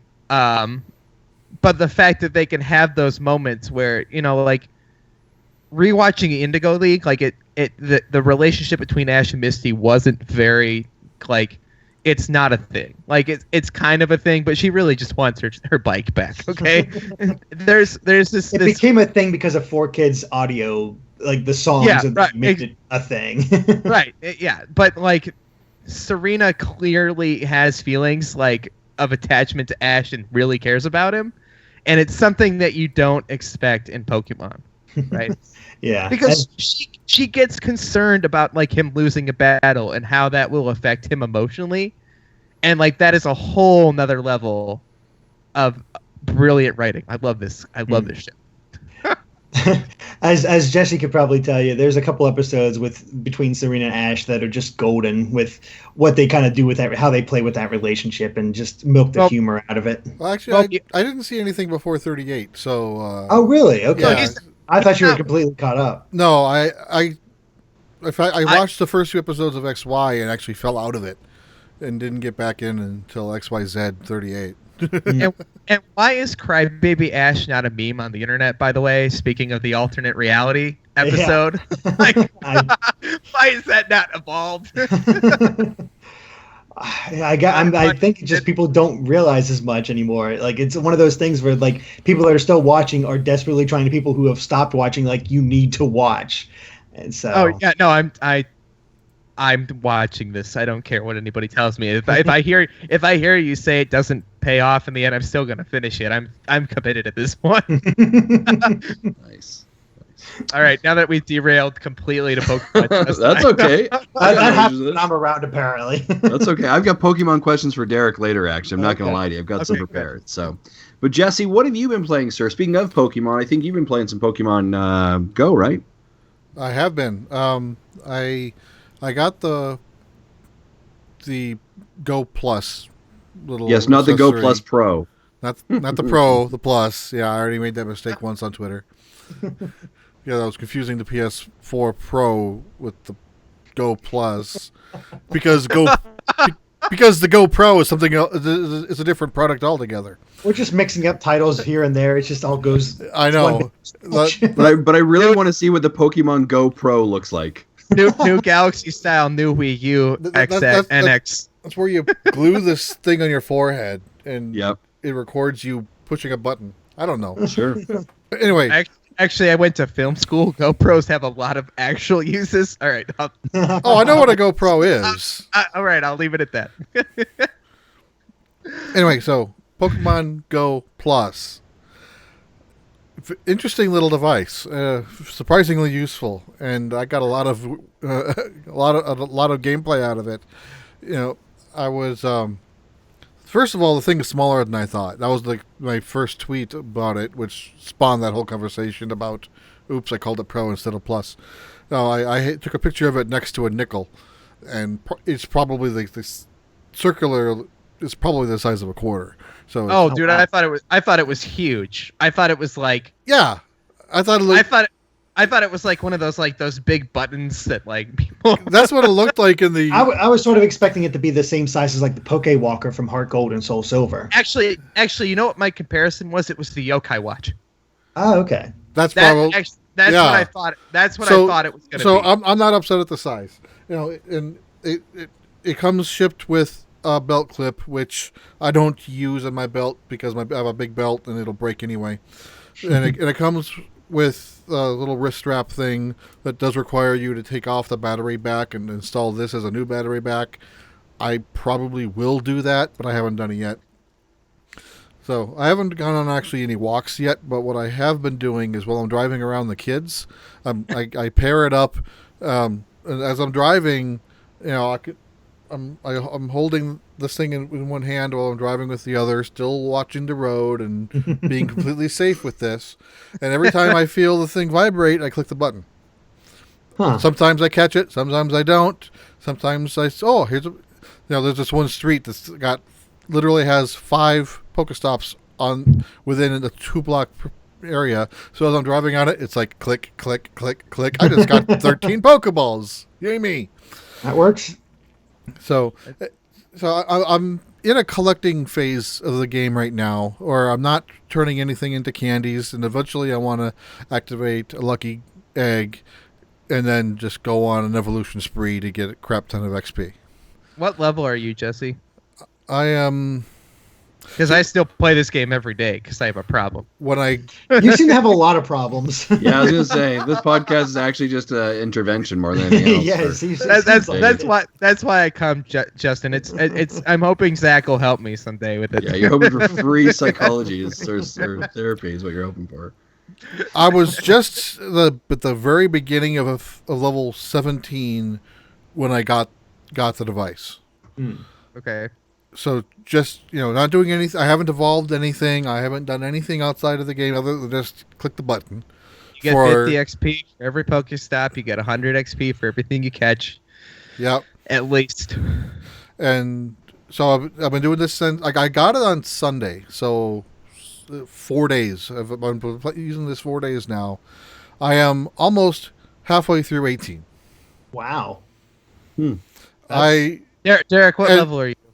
I am 17. I've actually fallen off the bandwagon for that because there's nothing around me. And there's very few Pokestops, and I've basically caught all the major Pokemon in my area. There's a few that I'm missing, but they show up so rarely, and I have no way to track them now that I just sort of gave up. Now, on vacation, I actually played quite a bit because I don't know what the heck kind of demon pact I made down there, but our beach house was right outside a Pokestop, which shocked me because we're out in the middle of nowhere down in the Outer Banks. Oh, wow. And yeah, so I'm like, okay. And I think throughout that entire trip, only like 2 Pidgeys, 2 Weedles, and a Rattata. Otherwise, all different Pokemon were Krabbies, Staryus, Magikarps, Goldines, Psyducks, all these water Pokemon. Since we're so close to the beach, I'm like, yes. I finally got myself a Vulpix and all this other stuff. I'm like, oh my god, this is so much better than home. And then I get home and I look because I'm back in the mode. I'm like, oh, what can I catch around? Oh, it's the same old Pidgey. crap. Okay, well, back to normal. For sure. So Jesse, sorry, go ahead. So in the 4 days, I've caught over 100 Pokemon. Wow. Which brings me to kind of 2 downsides to this device. The first, the initial investment is $35, which is more than you'd think it would cost. That's up to you whether you think it's worth it or not. The other one is unless you're digging in here, cleaning things up, you're going to run out of space, or you're going to run out of Pokeballs. You're going to be spending more money increasing your stocks. So I probably also threw an additional $20 into this game just because I bought a $35 device. Uh-oh. Oh, goody. Oh, God. I heard one of the other issues is that the Plus only throws Pokeballs. It doesn't throw the better balls, which obviously is a problem when, a rare showed up, and I would prefer to throw my Ultra Ball instead, or my Great Ball. Right. And you can't, and you'll probably miss it, which... So if you're actually walking, not driving, and you still are able to look at the game, see the Pokemon, and choose to do it the old-fashioned way instead of clicking the button. Yeah. So... And where then you'll be able to throw the raspberries and change it to the Great Balls and Ultra Balls if you're that far along. So there's all these level 10 Team Valor gyms that I go to past every single day that I can't beat because they've got 2,900 CP Dragonites in them with like 8 2,000 level or 2,000 CP Snorlaxes guarding every other single level. So you just literally just time out fighting them. So I have no items. I have no revives. I have no potions. So you're just throwing yourself against that wall. Every day, every single day. Where I don't attack those, so I've got an overabundance of potions and revives, which I probably should be eating up just so I have more room for Pokeballs. I had like almost like 150 Pokeballs at some point. Like most of my bag was balls. And now I have like 100 items. So I have plenty of room, so maybe I'll get this tomorrow with Mega Man 2. Bringing it right around. Yeah. So I'm going to the store anyway. One of the questions I have, Jesse, is the battery life. What is the battery consumption like on this device? Because I would think, it's low Bluetooth, I imagine, but like, how's that handling? Well, I haven't noticed any. I don't know how to word this. I haven't noticed any battery life problems yet in the device. It does have exchangeable, coin like battery. That's but I don't think there's any indication that the battery is getting weak until it just stops working properly. Maybe there's visual cues when you try to pair it to the game. I don't know yet. One thing I was concerned about is when you do pair it. Look, while the unit is paired to the game, you can't quit the game app. You have to keep that running, but you can load up other apps. You can put the phone into sleep mode, and everything will still work fine. And so you no longer have to have the game running for things to count. So that's a plus. Okay, yeah, that's a plus. So it. Because like when you close, if you put your phone in sleep mode, it always closes the game for me. So it'll continue running the game as long as it's paired. As long as it's paired to the device, yes. Okay, and so do you have Android or iPhone? iPhone. I left it in the car, so I can't do it here. But if I paired it and then hit the home button, I would have like a blue stripe on the top saying Pokemon Go is paired. Okay. So that tells so that's basically actually running the game in the background, like it always should be, but it's not. Right. So your walking distance then counts. That's my last question too. So when I walk around and I beat Justin on all his exercise rings. True story. For Apple Watch. True story. Where I'm exceeded like. I walk like thousands upon thousands of steps. Like I do 10 to 11 miles a day, right? So like I get to hatch eggs now as long as I'm paired with this thing. Maybe I'll get one. Yeah, because even... I love how you have to spend $35 just to get that functionality. It's a little ridiculous. But see, I have this watch, and they said it's coming. Like, so do I just wait? Yeah, you wait. Just wait. You wait. All right. Listen, you've already got a problem spending money on other stuff. Just wait. Yeah. Seriously, if you already have the Apple Watch, it's going to be better on that anyway. Yeah, it is. They're not going to cost you $35. Even while driving, notice with all the slower driving I do with starting to stop and whatnot, I think I've hatched 8 eggs in just driving. All right, when you exceed level 23, you let me know, and that's when you're ahead of me, and then I have to start being hardcore about it. So sometime probably this weekend, I do plan on activating the lucky egg and just evolving every Pidgey and every Rattata I have, just to get XP grind. At least you can do that now, unlike me, who used lucky eggs when the servers went down, so that I got nothing out of my... All the lucky eggs I've earned going up to level 3, the servers crashed every time I used one. Those early days. The thing I've actually been sort of shocked about Pokemon Go is I have actually seen people out in my town wearing either as the bracelet or actually as the lapel pin on their suit jackets walking around. That to me is actually a little shocking. I didn't think it would be so prevalent for people to be kind of still attached to it, but But yeah, I was a little bit shocked by it. Wait, so I know Zach also got one of these, so I'm sure he'll want to talk about it next week. I know it's always in here, and I don't know where it is, but I have a Team Instinct shirt that I put on when I go out. Oh, you're one of those. I'm one of those. No, Why? I have a Valor shirt I'm not somewhere. overly shocked by that in any context. I was about to say this shouldn't be a surprise after this entire all of a sudden, episode. throwing yourself at the gym for no reason just makes much more sense. Well, I almost took it down. Let's put it this way: I got it to level 7, and then they came back. Which Oh, no good.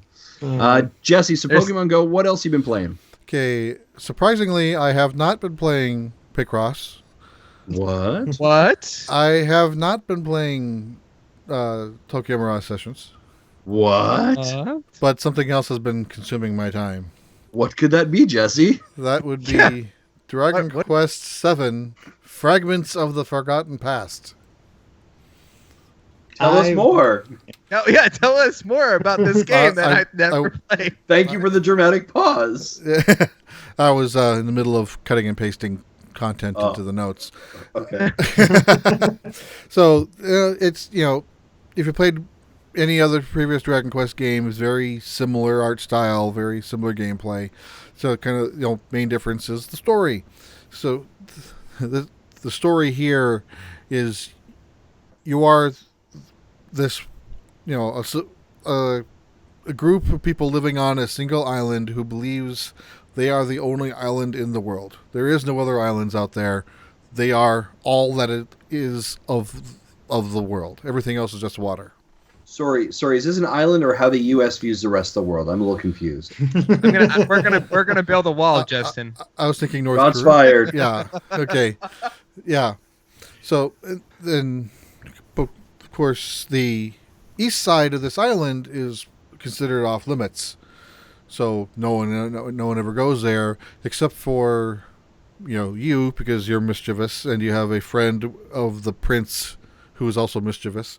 So you go over there and investigate things and find this, and you eventually find this cavern that gives you access to other islands.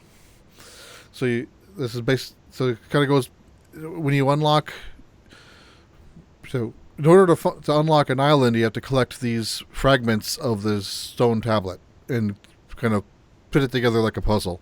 Most of them have 4 to 7 or 8 pieces, depending on the size of it. And when you complete the pieces, it corresponds to a new island, and it'll then teleport you into that island's past. Then that island has a problem. You have to then help solve the problem. While you're doing that, you're collecting more fragments. And then once you solved the problem, you can then go back to your time. And now that island is magically in your time. So now the people of your island are all in a panic. What does this new island mean? What's going on? I don't know what's happening. Of course, you know what's going on because you're the people who did it. But then you go to the new island in the present time, see what's going on there, find more fragments. So all the fragments you're picking up now lets you finish another puzzle to go to another island's past, and then they've got a problem you have to help fix. So it kind of repeats this cycle up until, they say about the 20-hour mark when you get to, now I don't remember the name, it's the place in all Dragon Quest games where you're able to change your jobs. That's about the 20-hour mark. I got there more like, I finished that area about more like almost the 25-hour mark. Yeah, there is a lot to do in Dragon Quest games. Yeah, which, I've said in the past, I'm normally not a fan of job systems. This one doesn't seem as bad. This one's very similar to job system of 9, which I didn't mind. Okay. And each job does not have a level. It doesn't level up. It just has a star ranking. So, just like 9, the earlier jobs, you learn abilities from it. You keep them, even if you change to new jobs. So you can eventually make a warrior that can shoot fireballs and heal.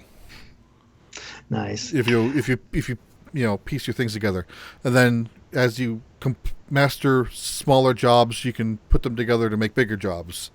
Like a priest and a mage can.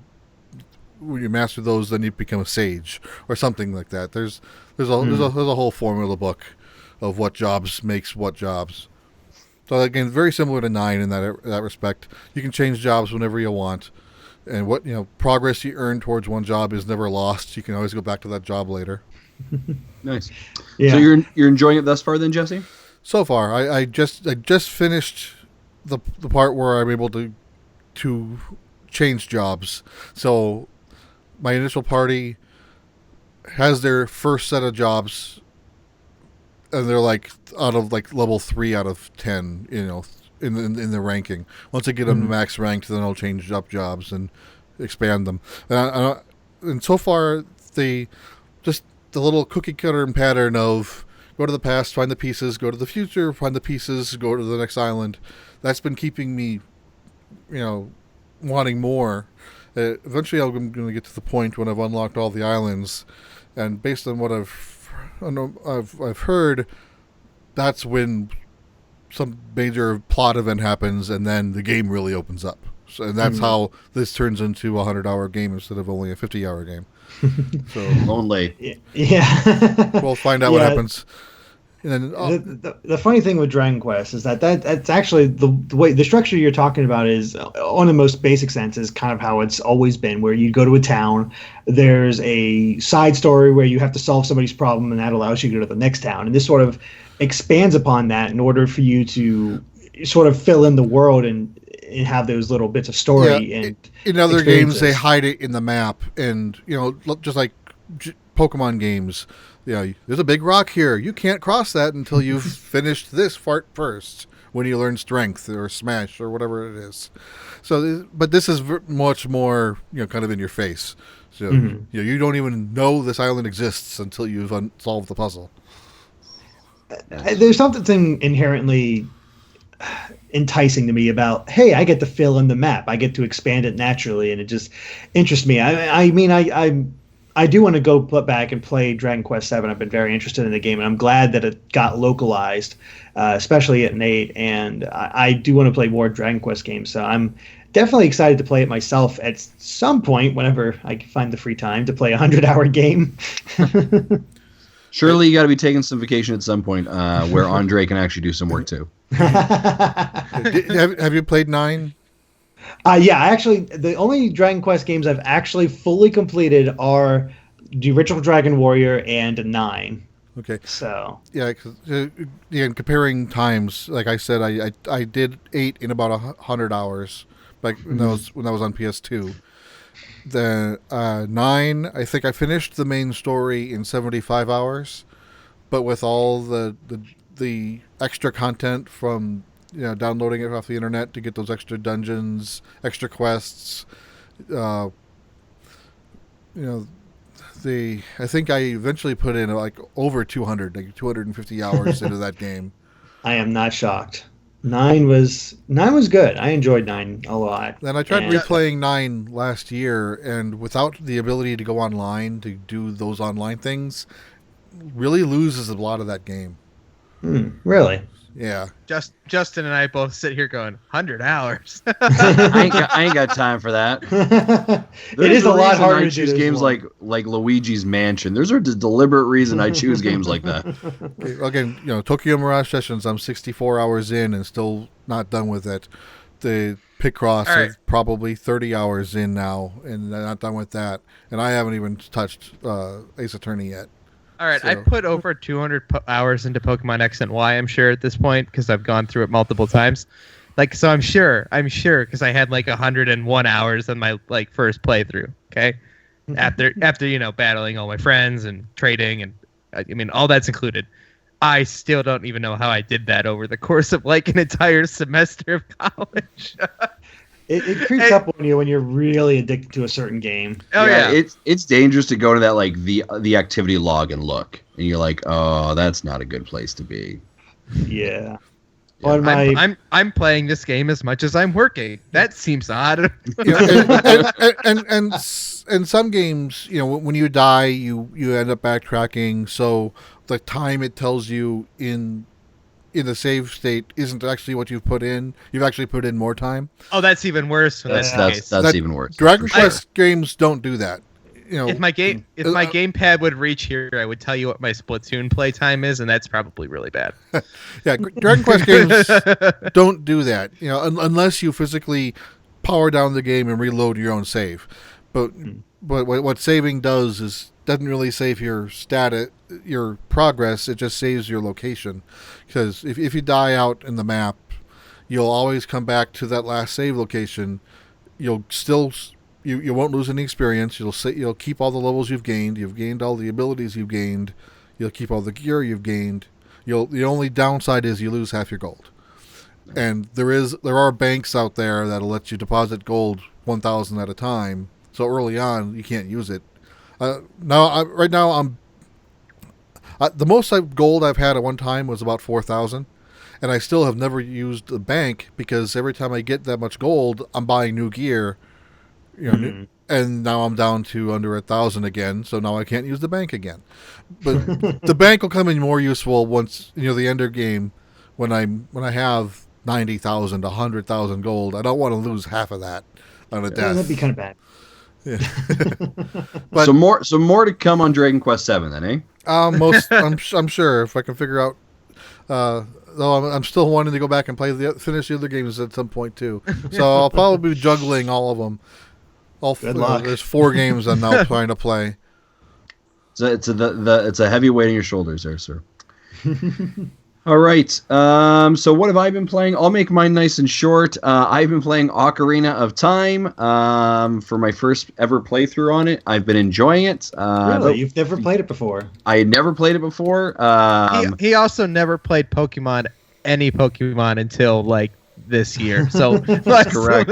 True story. Wow. There are some gaps in my gaming culture. Ocarina of Time was one of them, so I've been playing it on my 3DS. Yeah, we all picked a game of the Gen 1 Pokemon when they virtual consoled it, and nice. That was his first real taste at it.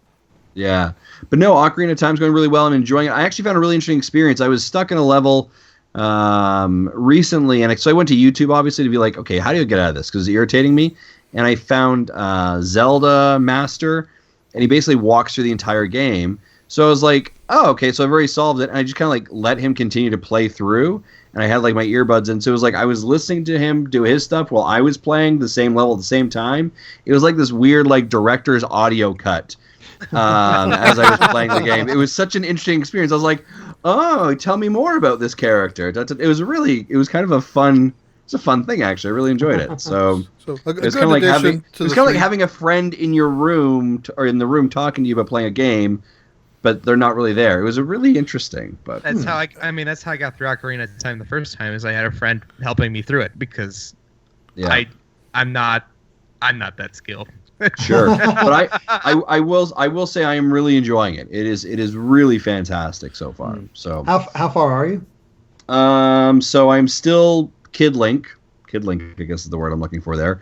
And I'm in the first young Link. Yeah, before we make them mad. Sure. Yeah.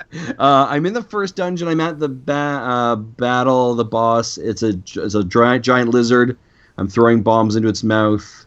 Oh, Dodongo. So you're in the second dungeon. Yeah. So that's where I am right now. So I unfortunately went to the boss battle with like half a heart. So yeah, and it was my first time there. I was like, oh, I can see how you're supposed to solve it, but I just wasn't quick enough to figure that one out before I died. So, but yeah, it's really good. Have you looked at the Sheikah Stone yet?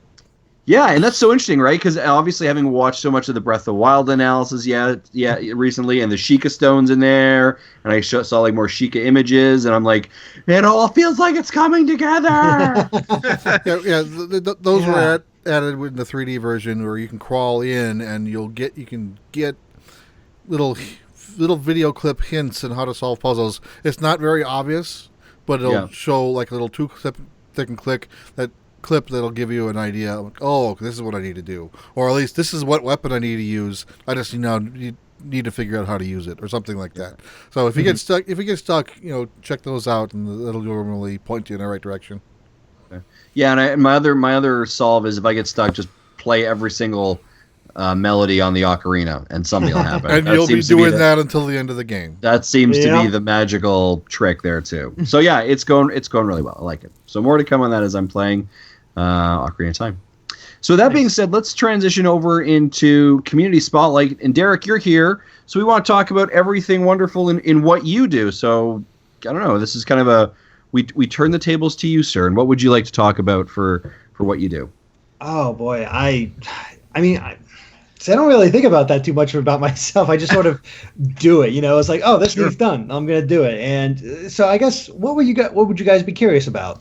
Well, so Just obviously, most of our viewers should know GameXplain because we've promoted you and GameXplain and Andre in the past, but maybe there's been some growth and some changes in GameXplain recently. You've got a podcast now, and also maybe where you've been spending a lot of your time and focus, and that appears to be Pokemon Sun and Moon. So maybe, I don't know, dive into some of that content. Okay. Well, with the podcast, it's something. We launched our Patreon, and the Patreon. We were very ambitious with the Patreon when we first launched it because we had we want to do these new shows, we wanted to add all this extra stuff, and it was just too much for us to handle. On top of everything else we were doing, we 2 months in, and Andre and I are just exhausted, and we're like, we just need to cut this down. We can't keep all these promises. We're killing ourselves over this. So we limited it down to just the podcast, and just having the podcast has been great. I enjoy just having an outlet every week to just sort of talk and not really. We of course still discuss games and everything else like that, but just talk with each other and see how we're doing and give our thoughts on the news or just be wacky or whatever. It's a nice little outlet to have, and I enjoy the podcast format. I enjoy hearing other people's opinions and what they're going through and all that stuff. So just being able to experience that is always kind of nice. As far as the changes and everything, well, for me personally, and if you listen to the podcast, our podcast, obviously you've heard this, but for those who haven't, I've been kind of holding down the fort of GameXplain for the past 2.5 months. Yeah. Because Andre working on that Zelda analysis, and I can tell you right now, he's been doing pretty much nothing but that entire time since E3, and just keeping up with it. And it was this weird thing where there was not much news afterwards, and then July hit, and we're thinking, oh gosh, there's going to be just nothing to cover. Like, what am I going to do for this month? And then Pokemon Go launches, and all of a sudden he has to delay Zelda because Pokemon Go was just such a phenomenon that I had no way of recording it on my phone, but he does because he has an Android. And so he was able to get footage of that and help me out with a few other things and cover Pokemon Go. But then as soon as that was pretty much done, he was back to work.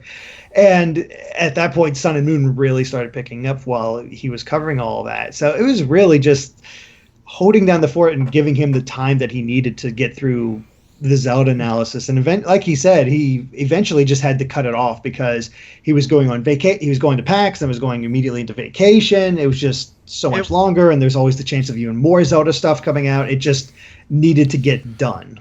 Listening to Real Talk, I think my favorite thing about it was hearing that his parents were yelling at him like he's a kid.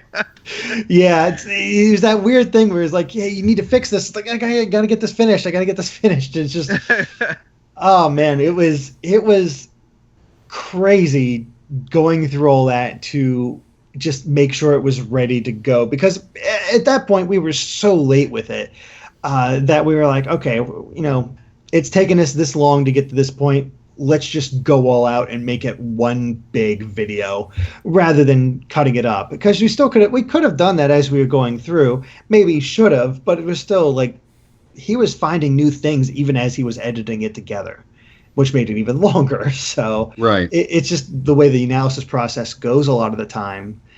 And he basically he didn't have the script finished when he started recording the beginning and started sending the audio to me. And so I was just basically there to help him out. Like, okay, keep working on this. I'll record this bit of audio, keep writing. I'm going to edit this up. Okay, I'm done editing that. Edit that up, or send me a next section of audio, edit the next section and get through it. And it's so daunting because over 2 hours. It was immense, and I easily edited 6 to 8 hours worth of audio from him. Wow. Because Andre will tell you this himself. He's not very good at reading off a script. At least not naturally, where you can just get it all in one take. I'm not either. I can't read a script to save my life. So and I screw up too, but I'm a little better than him where I can get things out relatively quickly. And it's just like each sentence had to be done multiple times, and he can't even through a single sentence. So like have these sections of audio where, all right, that's a flub. All right, that's a flub. All right, that's a flub. Okay, there's the good part. Slot that in. Okay, next, and just continuing that process. And so it would take me a long time to get through those, but we somehow did it. And he had to leave Thursday for PAX East, and he basically had it all. He had to finish rendering it through his phone, like remotely from his phone. Like he was still rendering it on his computer. And once it finally finished rendering, he was able to just send it over to me. And then my job was to look over it and make sure there were no mistakes or errors in any way, because he didn't have a chance to proof it himself, while also scoring the thing and basically adding music. And usually with analyses, it's like, oh, okay, this is 20 minutes long. We'll put in two 10-minute songs, have this keep things moving, all that good stuff. And this one, I'm like, okay, we're going all out for this. I'm going to have thematically... You scored a movie, Derrick. Yeah, pretty much. I just wanted to make sure everything was thematically appropriate. Like, hey, we're talking about the Sheikah here. All right, we'll have the one of the Sheikah songs from one of the games going on. We're talking about Wind Waker. Okay, let's have the Great Sea play. Right. Talking about Ganon, one of his themes plays, that sort of thing. And I don't know if anybody noticed or anything like that, but it's sort of one of those. If you're doing it right, it's something that nobody should notice. It's one of those weird things. And, somehow, some way, we got that analysis up, and thankfully people enjoyed it. And obviously, as you guys were telling me before we started recording this, you had to watch it in multiple sessions. Yeah. Yeah, I work from home, so I was able to watch over some of my lunch breaks over a couple days. But, yeah, it was fantastic. And I know it got me, I said in the pre-show as well with you, that it got me more and more hyped for the game, so that's a bit of a challenge. Kind of speaking of the kind of that hype machine, you and Andre spend so much time analyzing games and working through rumors, as we mentioned earlier with the NX, and kind of dissecting games, which I think you guys do an incredible job of. When I go to YouTube in the morning, I kind of create my playlist. GameXplain is the first place I go and check my videos, see what's new, to add to my playlist. But how does that so much time in that content, how does that impact you as a gamer from either increasing hype or decreasing hype? It's sort of... Oh, go ahead, David. Well, when I listen to you, Derrick, you seem like when these hype things come out, you seem to get the most disappointed as time goes on. Well, here's the thing, is I think that was me, the stress of keeping everything under control while Andre was working on the analysis a lot of time. And a lot of the times, I'll wake up and, hey, new news has come out. I'm still waking up. I'm like, oh, okay, let's get this taken care of. But also, I'm assuming you're referring to the NX rumors. Well, that not even just the NX rumors, but even like the Smash hype, like when rumors would come out for that, you were the one who was always like, "Yep, I'm done." It's a weird thing where rumors kill my hype after a while. Like, rumors in small doses can make me excited for something. I was like, oh, is this a possibility? Could this happen? That's really cool. But when they're coming out every freaking week, it's like, okay, obviously these can't all be true. Some of them are fake. And I go into sort of it sounds weird to say this, but a protective mode, where I don't want to get my hype too high where I believe every single one of these rumors. And it's like, I'll be disappointed when they don't happen. Like, Ash was so excited for the idea that the Chorus Kids were rumored to be in Smash Brothers. He was super hyped for that. Now, granted, eventually his sort of belief in it calmed down, but it's that same sort of idea where you hear about this thing so often that you sort of believe it. And the same sort of thing is happening with the NX with a lot of people, with a lot of the rumors. And I think a lot of them have a lot of footholds in reality just from things I've heard and things I've picked up on. So a lot of these rumors might actually true, but I don't know for sure. And just again, I sort of lock myself into this protective idea where I just don't bump. I just sort of like, could be true, but I don't think so. So does the real news though get you excited?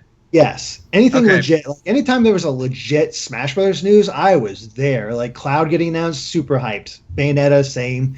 Corrin, I was a little confused about, but I'm still excited about, and that same sort of thing. And Especially since that game hadn't been out yet in our region.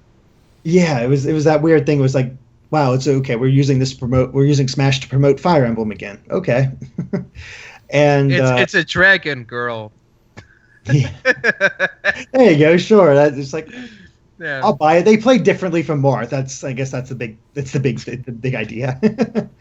But yeah, it's when it's real things, that's what I can get hyped behind. And I think that's why analyses don't have the same effect as rumors on me. When I take a look at a lot of this stuff, I get excited just like other people are when I see certain things revealed. Like it was strange to say, but in the most recent analysis, I was taking a look at all the customization features in Pokemon Sun and Moon, and I noticed that the girl was wearing lipstick at one point. And I'm like, oh my god, does this mean that girls will be able to use makeup in Pokemon? That's kind of huge as far as customization is concerned.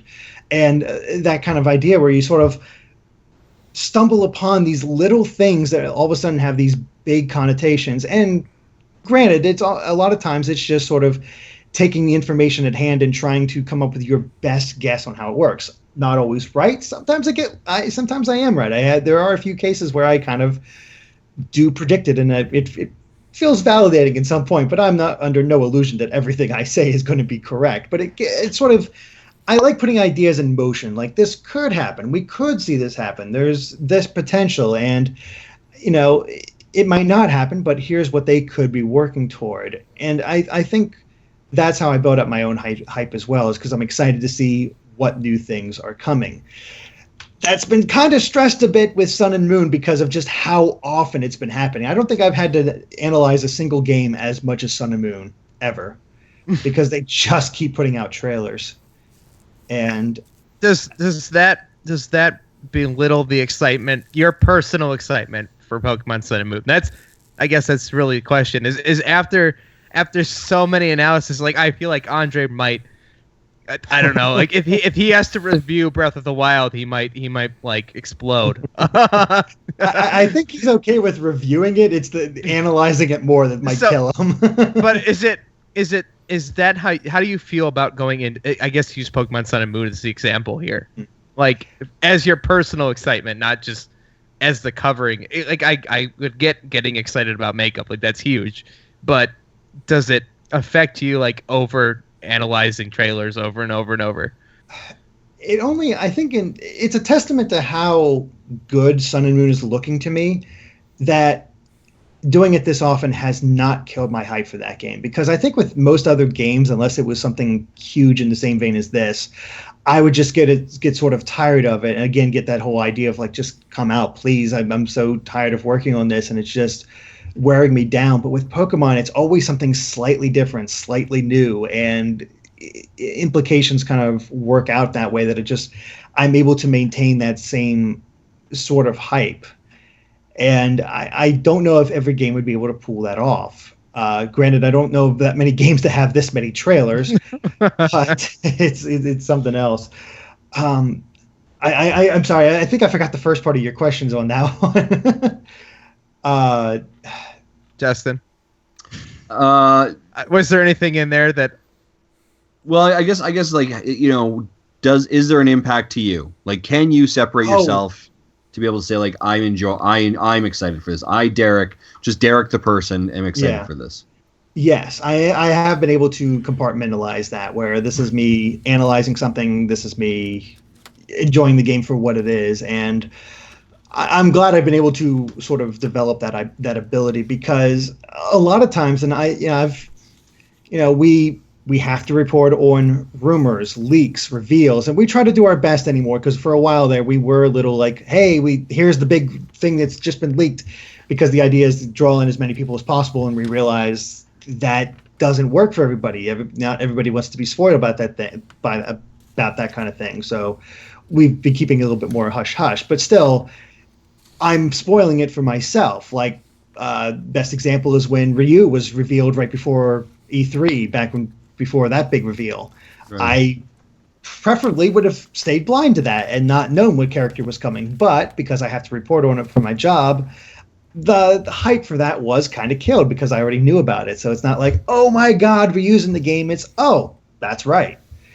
And I think that's probably the one thing that I do lose by doing these analyses, is that I can't be like, I'm really excited for this game. I know I want to get it, but I'm going to go in as blind as possible so I can enjoy it for what it is. I can't do that. I have to see every little detail that the game holds so I can report on it and give people the details that they might want or might be interested in. Now, granted, thanks to Zelda, I have a better, since Andre's taking that one, I can be a little bit more blind than usual up until I had to look over until you had to watch. Yeah, like until you had to watch his analysis 6 times. Yeah, but there are other games where I can just go into it and mostly blind and still enjoy for what it is. But yeah, that would be the biggest sacrifice, is just not having that pure experience of going in. It's like, oh yeah, I remember that from the analysis. Oh yeah, this is where that happened and all that, and just sort of connecting everything that I was talking about all those months before. Right. Yeah. Very cool. Very cool. Actually, I'm gonna lean into a question for you, Derrick. Oh, okay. A bit of a Pokemon question specifically. Uh-huh. So let's see if maybe you've uncoded this. So recently, in a press release from Nintendo for the new 3DS with the Pokemon skin on it, the press release reads the following: when the game launches on November 18th, they're referring to Pokemon Sun and Moon, fans can also purchase the Pokemon Sun and Moon Dual Pack, which contains both games, as well as 2 codes that will unlock 100 Pokeballs each. Mm-hmm. The Dual Pack will be available at select retails. What are they talking about 100 Pokeballs each and download codes? I basically, think nothing of this, but go ahead. So basically what that is, they actually did this same pre-order bonus for Omega Ruby and Alpha Sapphire, where you could get both games in just one package and it had these codes. And really, it is what it says. You put the code in, and immediately in your inventory, you have 100 Pokeballs that you don't have to spend on. Oh, okay.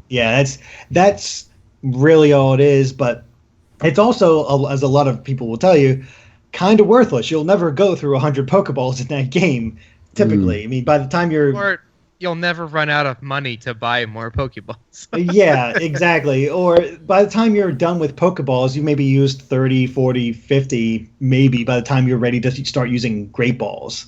Which, why would you use Pokeballs at that point when you have Great Balls? Right. Okay. So, yeah. We were a little bit concerned they were maybe doing some Pokemon Go, like, hey, buy the balls. No, fortunately, that's not the case. It's just sort of like a bonus that they can throw you without unbalancing the game, or like buy this dual pack and you get this exclusive Pokemon that has this unique move. Fortunately, they're not pulling something like that, but it's also, because of that, not exactly exciting. Right, for sure. One of the possible side effects from that we talked about in last week's show was they actually doing microtransactions. If they have a code to let you get Pokeballs, will they give you the ability to actually buy Pokeballs with money, or what's going on? So it doesn't sound like that's the case. No, thankfully not. They do a good job of keeping those ideas out of Pokemon, which, that's what Go is for. As we can see, Go has done a very, very good job of keeping that addictive. Well, for the opening bits, at least. For sure. Yeah. But yeah, I mean, otherwise, it's just sort of, I never know exactly what I'm going to do each day. I sometimes have plans, and now all of a sudden Nintendo will be like, hey, here's all this news. Or other days I'm like, God, I need news and I have nothing else coming. Please have something happening, and nothing comes out. Right. It's sort of interesting to be at the mercy of Nintendo. Right. Like we said before, when it rains, it pours, and when it's it's a drought. There's no rain for a while, right? So, Oh yeah. Well, hopefully very soon you'll be very busy, sir, with lots more information to keep you busy for months to come. Yeah, I know Andre's itching for NX news. He is ready for that thing to be announced so we can start covering it properly. Yeah. So hopefully it happens. Absolutely. And I would definitely direct all of our fans, if you have not subscribed to Game Explain, you need to do that. You need to pause this podcast, go over to YouTube, subscribe to them, go over onto your podcast catcher, subscribe to Real Talk, which is fantastic. One of my favorite Nintendo podcasts every single week. And then obviously follow Derrick on Twitter, right? Derrick, where can people follow you? You can find me at BitnerdGX, which is just my last name, first initial, and then GX. It kind of worked out that way that my name just sort of naturally ended up being nerdy. Nice. That's fantastic. Awesome. Yeah. All right. Well, with that being said, folks, let's jump into our mail. Do it. Thank you, Dave. Well, I got distracted because you actually played the right bumper, so I was. I know. I was also impressed. He does what he can. He does what he can, eh? Yeah, exactly. Every once in a while, I can do it. Well played, Derrick. You are welcome to come back now, sir. With that attitude like it. So I'm gonna read our mail today. Hello, dads. First, I want to say I love the show. I found your podcast about 4 weeks ago and have made it part of my early morning routine. It's great to listen to when I'm getting the kids ready for school. That's fantastic. Thank you. Nice. I've been thinking a lot about what the NX could be, and today I was flipping through an old Nintendo Power magazine and seen a picture of the GameCube controller with some screen attachments to it, and I thought, what if that was an iPhone or an iPad Mini? What if the NX was an app that we could download download to an Apple device exclusively? The controller would connect to the device through the charging port, like the new headphones do. I mean, the device would be really powerful. Have you seen some of the graphics game developers could have been able to do on the iPhone without the same resources Nintendo has, or without the same resources Nintendo has?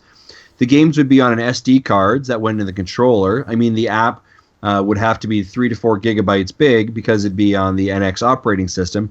But with a 64 gigabyte storage and higher, it wouldn't be much of a storage issue. I would like to hear your thoughts on the idea. I think Nintendo and Apple would make a great pair. Apple's always looking for ways to stay different and fresh, same as Nintendo. That's from Joel Brooks. So, guys, what do you think about this? Could the NX actually be more of an app or an operating system difference? We originally kind of heard, and speaking of rumors, we did hear kind of a long time ago that the NX was more. They were trying to functionally position the NX sort of like an ecosystem, an operating system. We did hear that, and we do know that Nintendo aspires to be very Apple-esque sometimes in what they do. We've obviously seen the relationship that they have with Apple right now with Super Mario Run coming to iOS first. So there's a lot of connective tissue there. Guys, what do you think this kind of the thoughts here that Joel's having? Derrick, why don't I go to you first? It's an interesting idea, but I can't see it happening, if only because Nintendo immediately gives up control.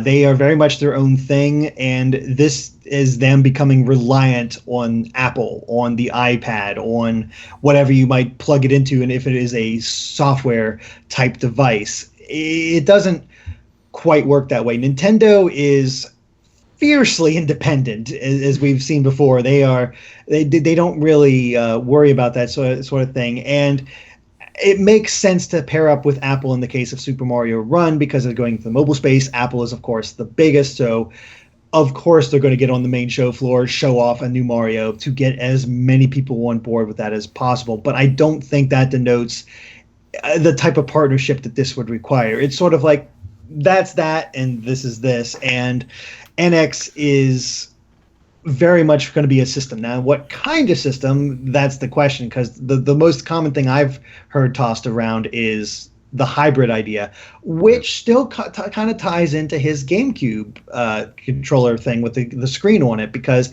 really that's almost like a prototype for the Wii U and the gamepad. I mean, let's be honest here, Nintendo's not one to waste ideas. They will find ways to bring ideas that they had back in the past and come back into the future. So it's not a bad idea to look into the past to see what they might do. But as far as the idea of making them sort of a dependent on Apple as being a software, I can't really see it happening. Yeah. I agree. I definitely love the idea of the NX being an operating system in some contexts, though. I love that like, I could download the NX patch to my 3DS or to my Wii U, and all of a sudden it uniforms the platforms in some way, right? Or provides those functional components that the NX will have, but it kind of like re-updates the system. I love that idea. But we'll see whatever happens there. It's not Nintendo needs to sell hardware, basically, right? So they need to get away from the Wii U. The Wii U is, as much as I love that system, I play it a lot, and there's a ton of good games, but fantastic system. It's just not selling well, and they have to get away from it. Yeah, which is too bad. I really fundamentally do believe the Wii U is a fantastic system that just unfortunately was killed by just some bad marketing and some placement in some games. But Dave, any kind of thoughts you want to add on to Joel's here? Jeff and I were having a conversation, not on our show, but about what Nintendo should do, and we were almost doing if we ran Nintendo. But if I seriously love the idea of Nintendo making controllers for things. I love the idea of them saying, here's a controller that plugs into the lightning cable and lets you play Super Mario Run with a physical controller. Love that idea.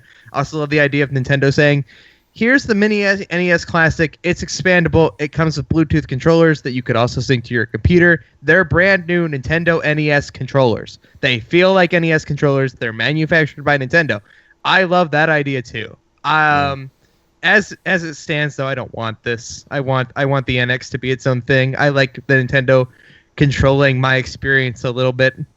I think Nintendo does couch co-op better than anybody else. I don't want them to. I still think they do. I think they still do mobile multiplayer better than anybody else with download play and things. I don't want them to be controlled by how Apple runs things with like lack of demos and app bundling for 10 years that they couldn't do. Like there'd be so many limitations that Apple would put on them that I wouldn't want to see Nintendo have any more limitations than them not even understanding what PSN and Xbox Live are until last year. That's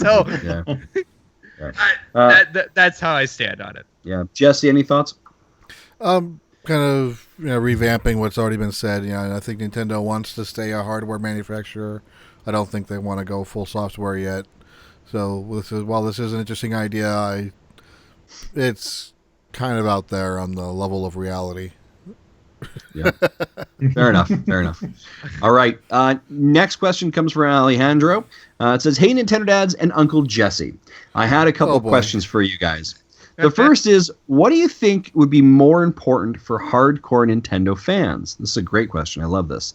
The NX being region locked or region free, I apologize. The NX being region free or NX being cross compatible with 3DS games. So you can possibly play them on your TV. Myself, this is Alejandro, I would prefer the NX to be region free. That just seems to be more appealing to me than just playing 3DS games on my TV, even though I'd love to play Kirby Planet Robobot on my TV. I still find Nintendo consoles to be region-free more appealing. So there's question number one. Question number two, and I think this is, guys, probably the most important question. Lastly, who would win in a fight? A cybernetic samurai bear or a gorilla with Mega Man's Mega Buster? Have a great show and a great night.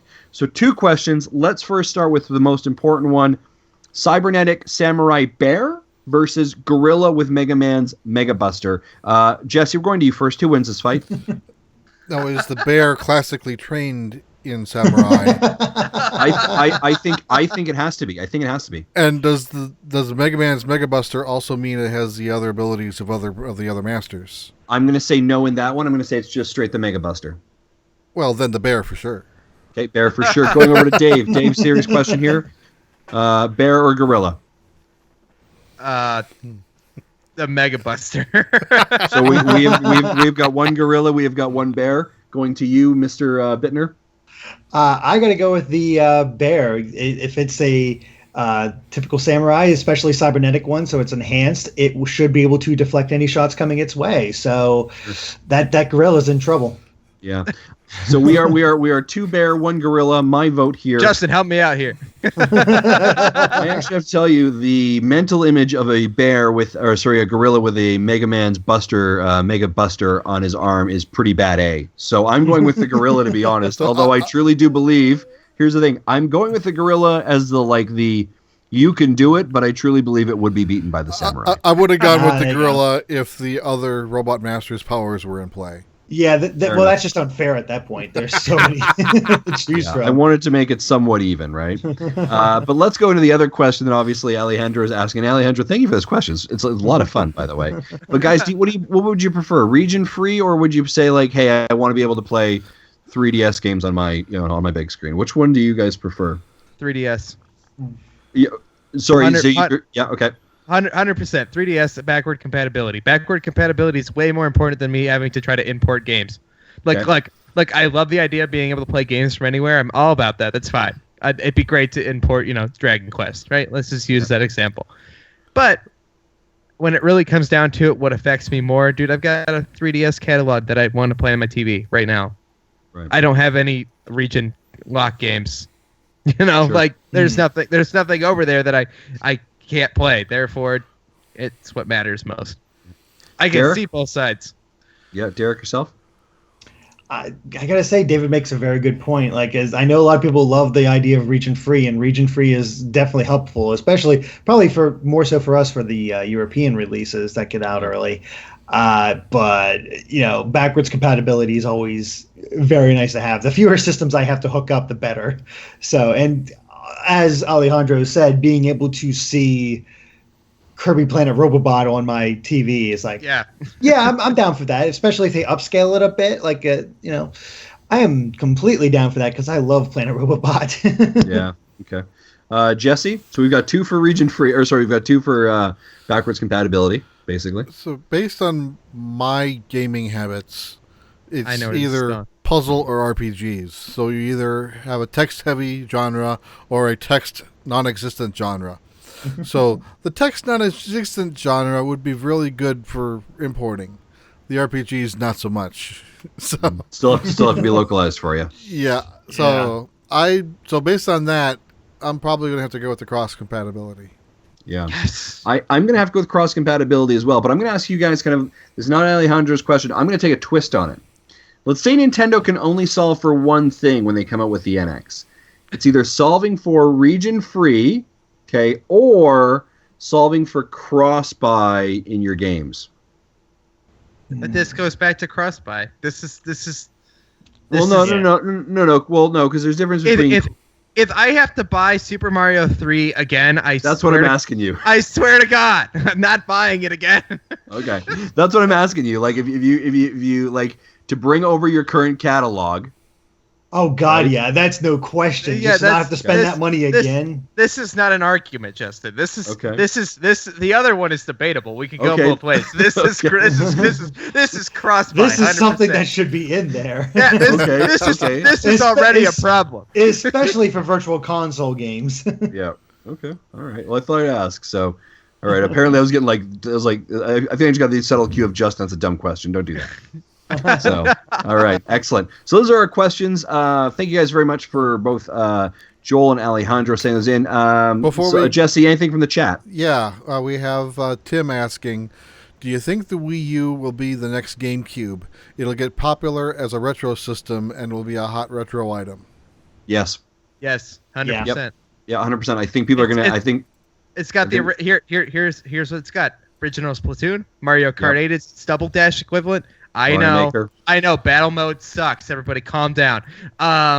Mario Maker is a huge thing. It's the same as the GameCube. Mario Sunshine, Double Dash, Luigi's Mansion.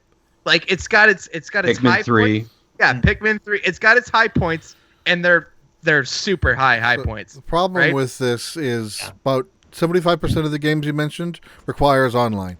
When it gets old enough where will be a retro system, I doubt that online infrastructure will still exist. So Mario Maker and Splatoon and Smash will not be the same game. Okay, Splatoon, well, Smash I don't really play online, so that doesn't really affect that Splatoon, in my mind. Smash doesn't break. Splatoon, okay, we could argue Splatoon breaks. Mario Maker, It could go either way. Let's talk about the 3DS version that's not having really any online. Like, it has 100 Mario Challenge as long as that works. Like, do you know anybody actually excited for the 3DS version of Super Mario Maker? Because I certainly don't. No, I don't either. But No. I'm just telling you. This is what I think. Okay. Look. That's what it'll be, though. It'll be the equivalent of the 3DS version. Yeah, exactly. Yeah, I think to answer his question, sure, Jesse. Yeah, it is going to be. It's going to be a pop-up machine afterwards. Which is what I said earlier in this episode about Dragon Quest IX no longer having its online capabilities. It cuts the game. It really does hurt it. But, see, Mario Kart 8 is still fantastic without online. It's local multiplayer that's the best part about Mario Kart. Same as Smash. Splatoon and Mario Maker would definitely be the two that hurts. And those are two of the showcase games for that system for sure. Yeah. Jesse, any other questions in the chat? No more questions. A few comments. Ms. 1K3 says the Zelda analysis was awesome. He watched all of the episodes and the 2-hour movie. It's actually crazy. I've seen some of the dedication I've seen from certain people. Like, I've had multiple people tell me they've watched it twice, 3 times, just because they enjoyed it that much. And I gotta say, even the first time I was watching it for just making sure there were no mistakes, getting to that part where Andre was doing the map size comparisons, I was like, holy crap, just seeing just the size of this game. You know when I might rewatch it? I might rewatch it before the game, like right before the game, unless Andres put up another one by then, which I'm sure he's already planning it. Well, if he can't wait. Yeah, I mean, there's probably more he could pull out from those trailers and that footage, but I'm sure he's just waiting for the next big trailer, which should not be as hard unless they decide to do another 10 hours of footage. I think we should be okay. And then one other comment, when Justin says, pause the episode and go subscribe to GameXplain, he says, I don't want to pause. This is live. That's fair. That's fair. I appreciate it. It's a good point. That's for those good later point. people. All right, smarties. Okay. All right, so great questions, guys. We got a couple of things I just want to throw out there. We actually received a couple iTunes reviews, so I want to give some thank yous. First one goes out to thanks to Nintendad. It says, great podcast. Good to know I'm not the only 30-something who loves Nintendo and video games still. # Dads Unite. So thank you very much. And then Chris writes, Nintendo Dads is a weekly hour of fun where big fans of the series can sit down and talk about the week's Nintendo news, rumors, whatever games they've been playing. I've been listening for about 6 months and never miss a week. Wow. It's not as produced as other podcasts, but it gives a fun, charming feel. They often have guests come on that can speak in certain genres of series within the Nintendo franchise. Guys, Chris and Nintendad, thank you so much for that feedback. And, of course, they left that feedback on iTunes. So we greatly appreciate that. Changing the world one review at a time. Just before we transition out, Derrick, thanks so much for joining us on this episode. It was great having you on here and listening to everything you guys are doing. It was just tremendous. That was fun. It was great fun. Thank you for having me. Oh, no worries. You are welcome back anytime you'd like to come. As a matter of fact, we're actually trying to get rid of Dave. So if you could come more, we could just get rid of Dave more. Let's get rid of Dave more. It's kind of the new hashtag. Speaking of a couple things we got going on, guys. At the end of this episode, be Dave Less? Dave Less, exactly. The end of this episode, guys, we're going to bundle in actually another interview we did. So this is a big episode today. But we did an interview with Drinkbox Studios regarding their game Severed, which releases on the Nintendo eShop this week for the Wii U. So check that out. Next week, Jason Lapine from Nintendo Enthusiasts and Indie Corner is going to be joining us.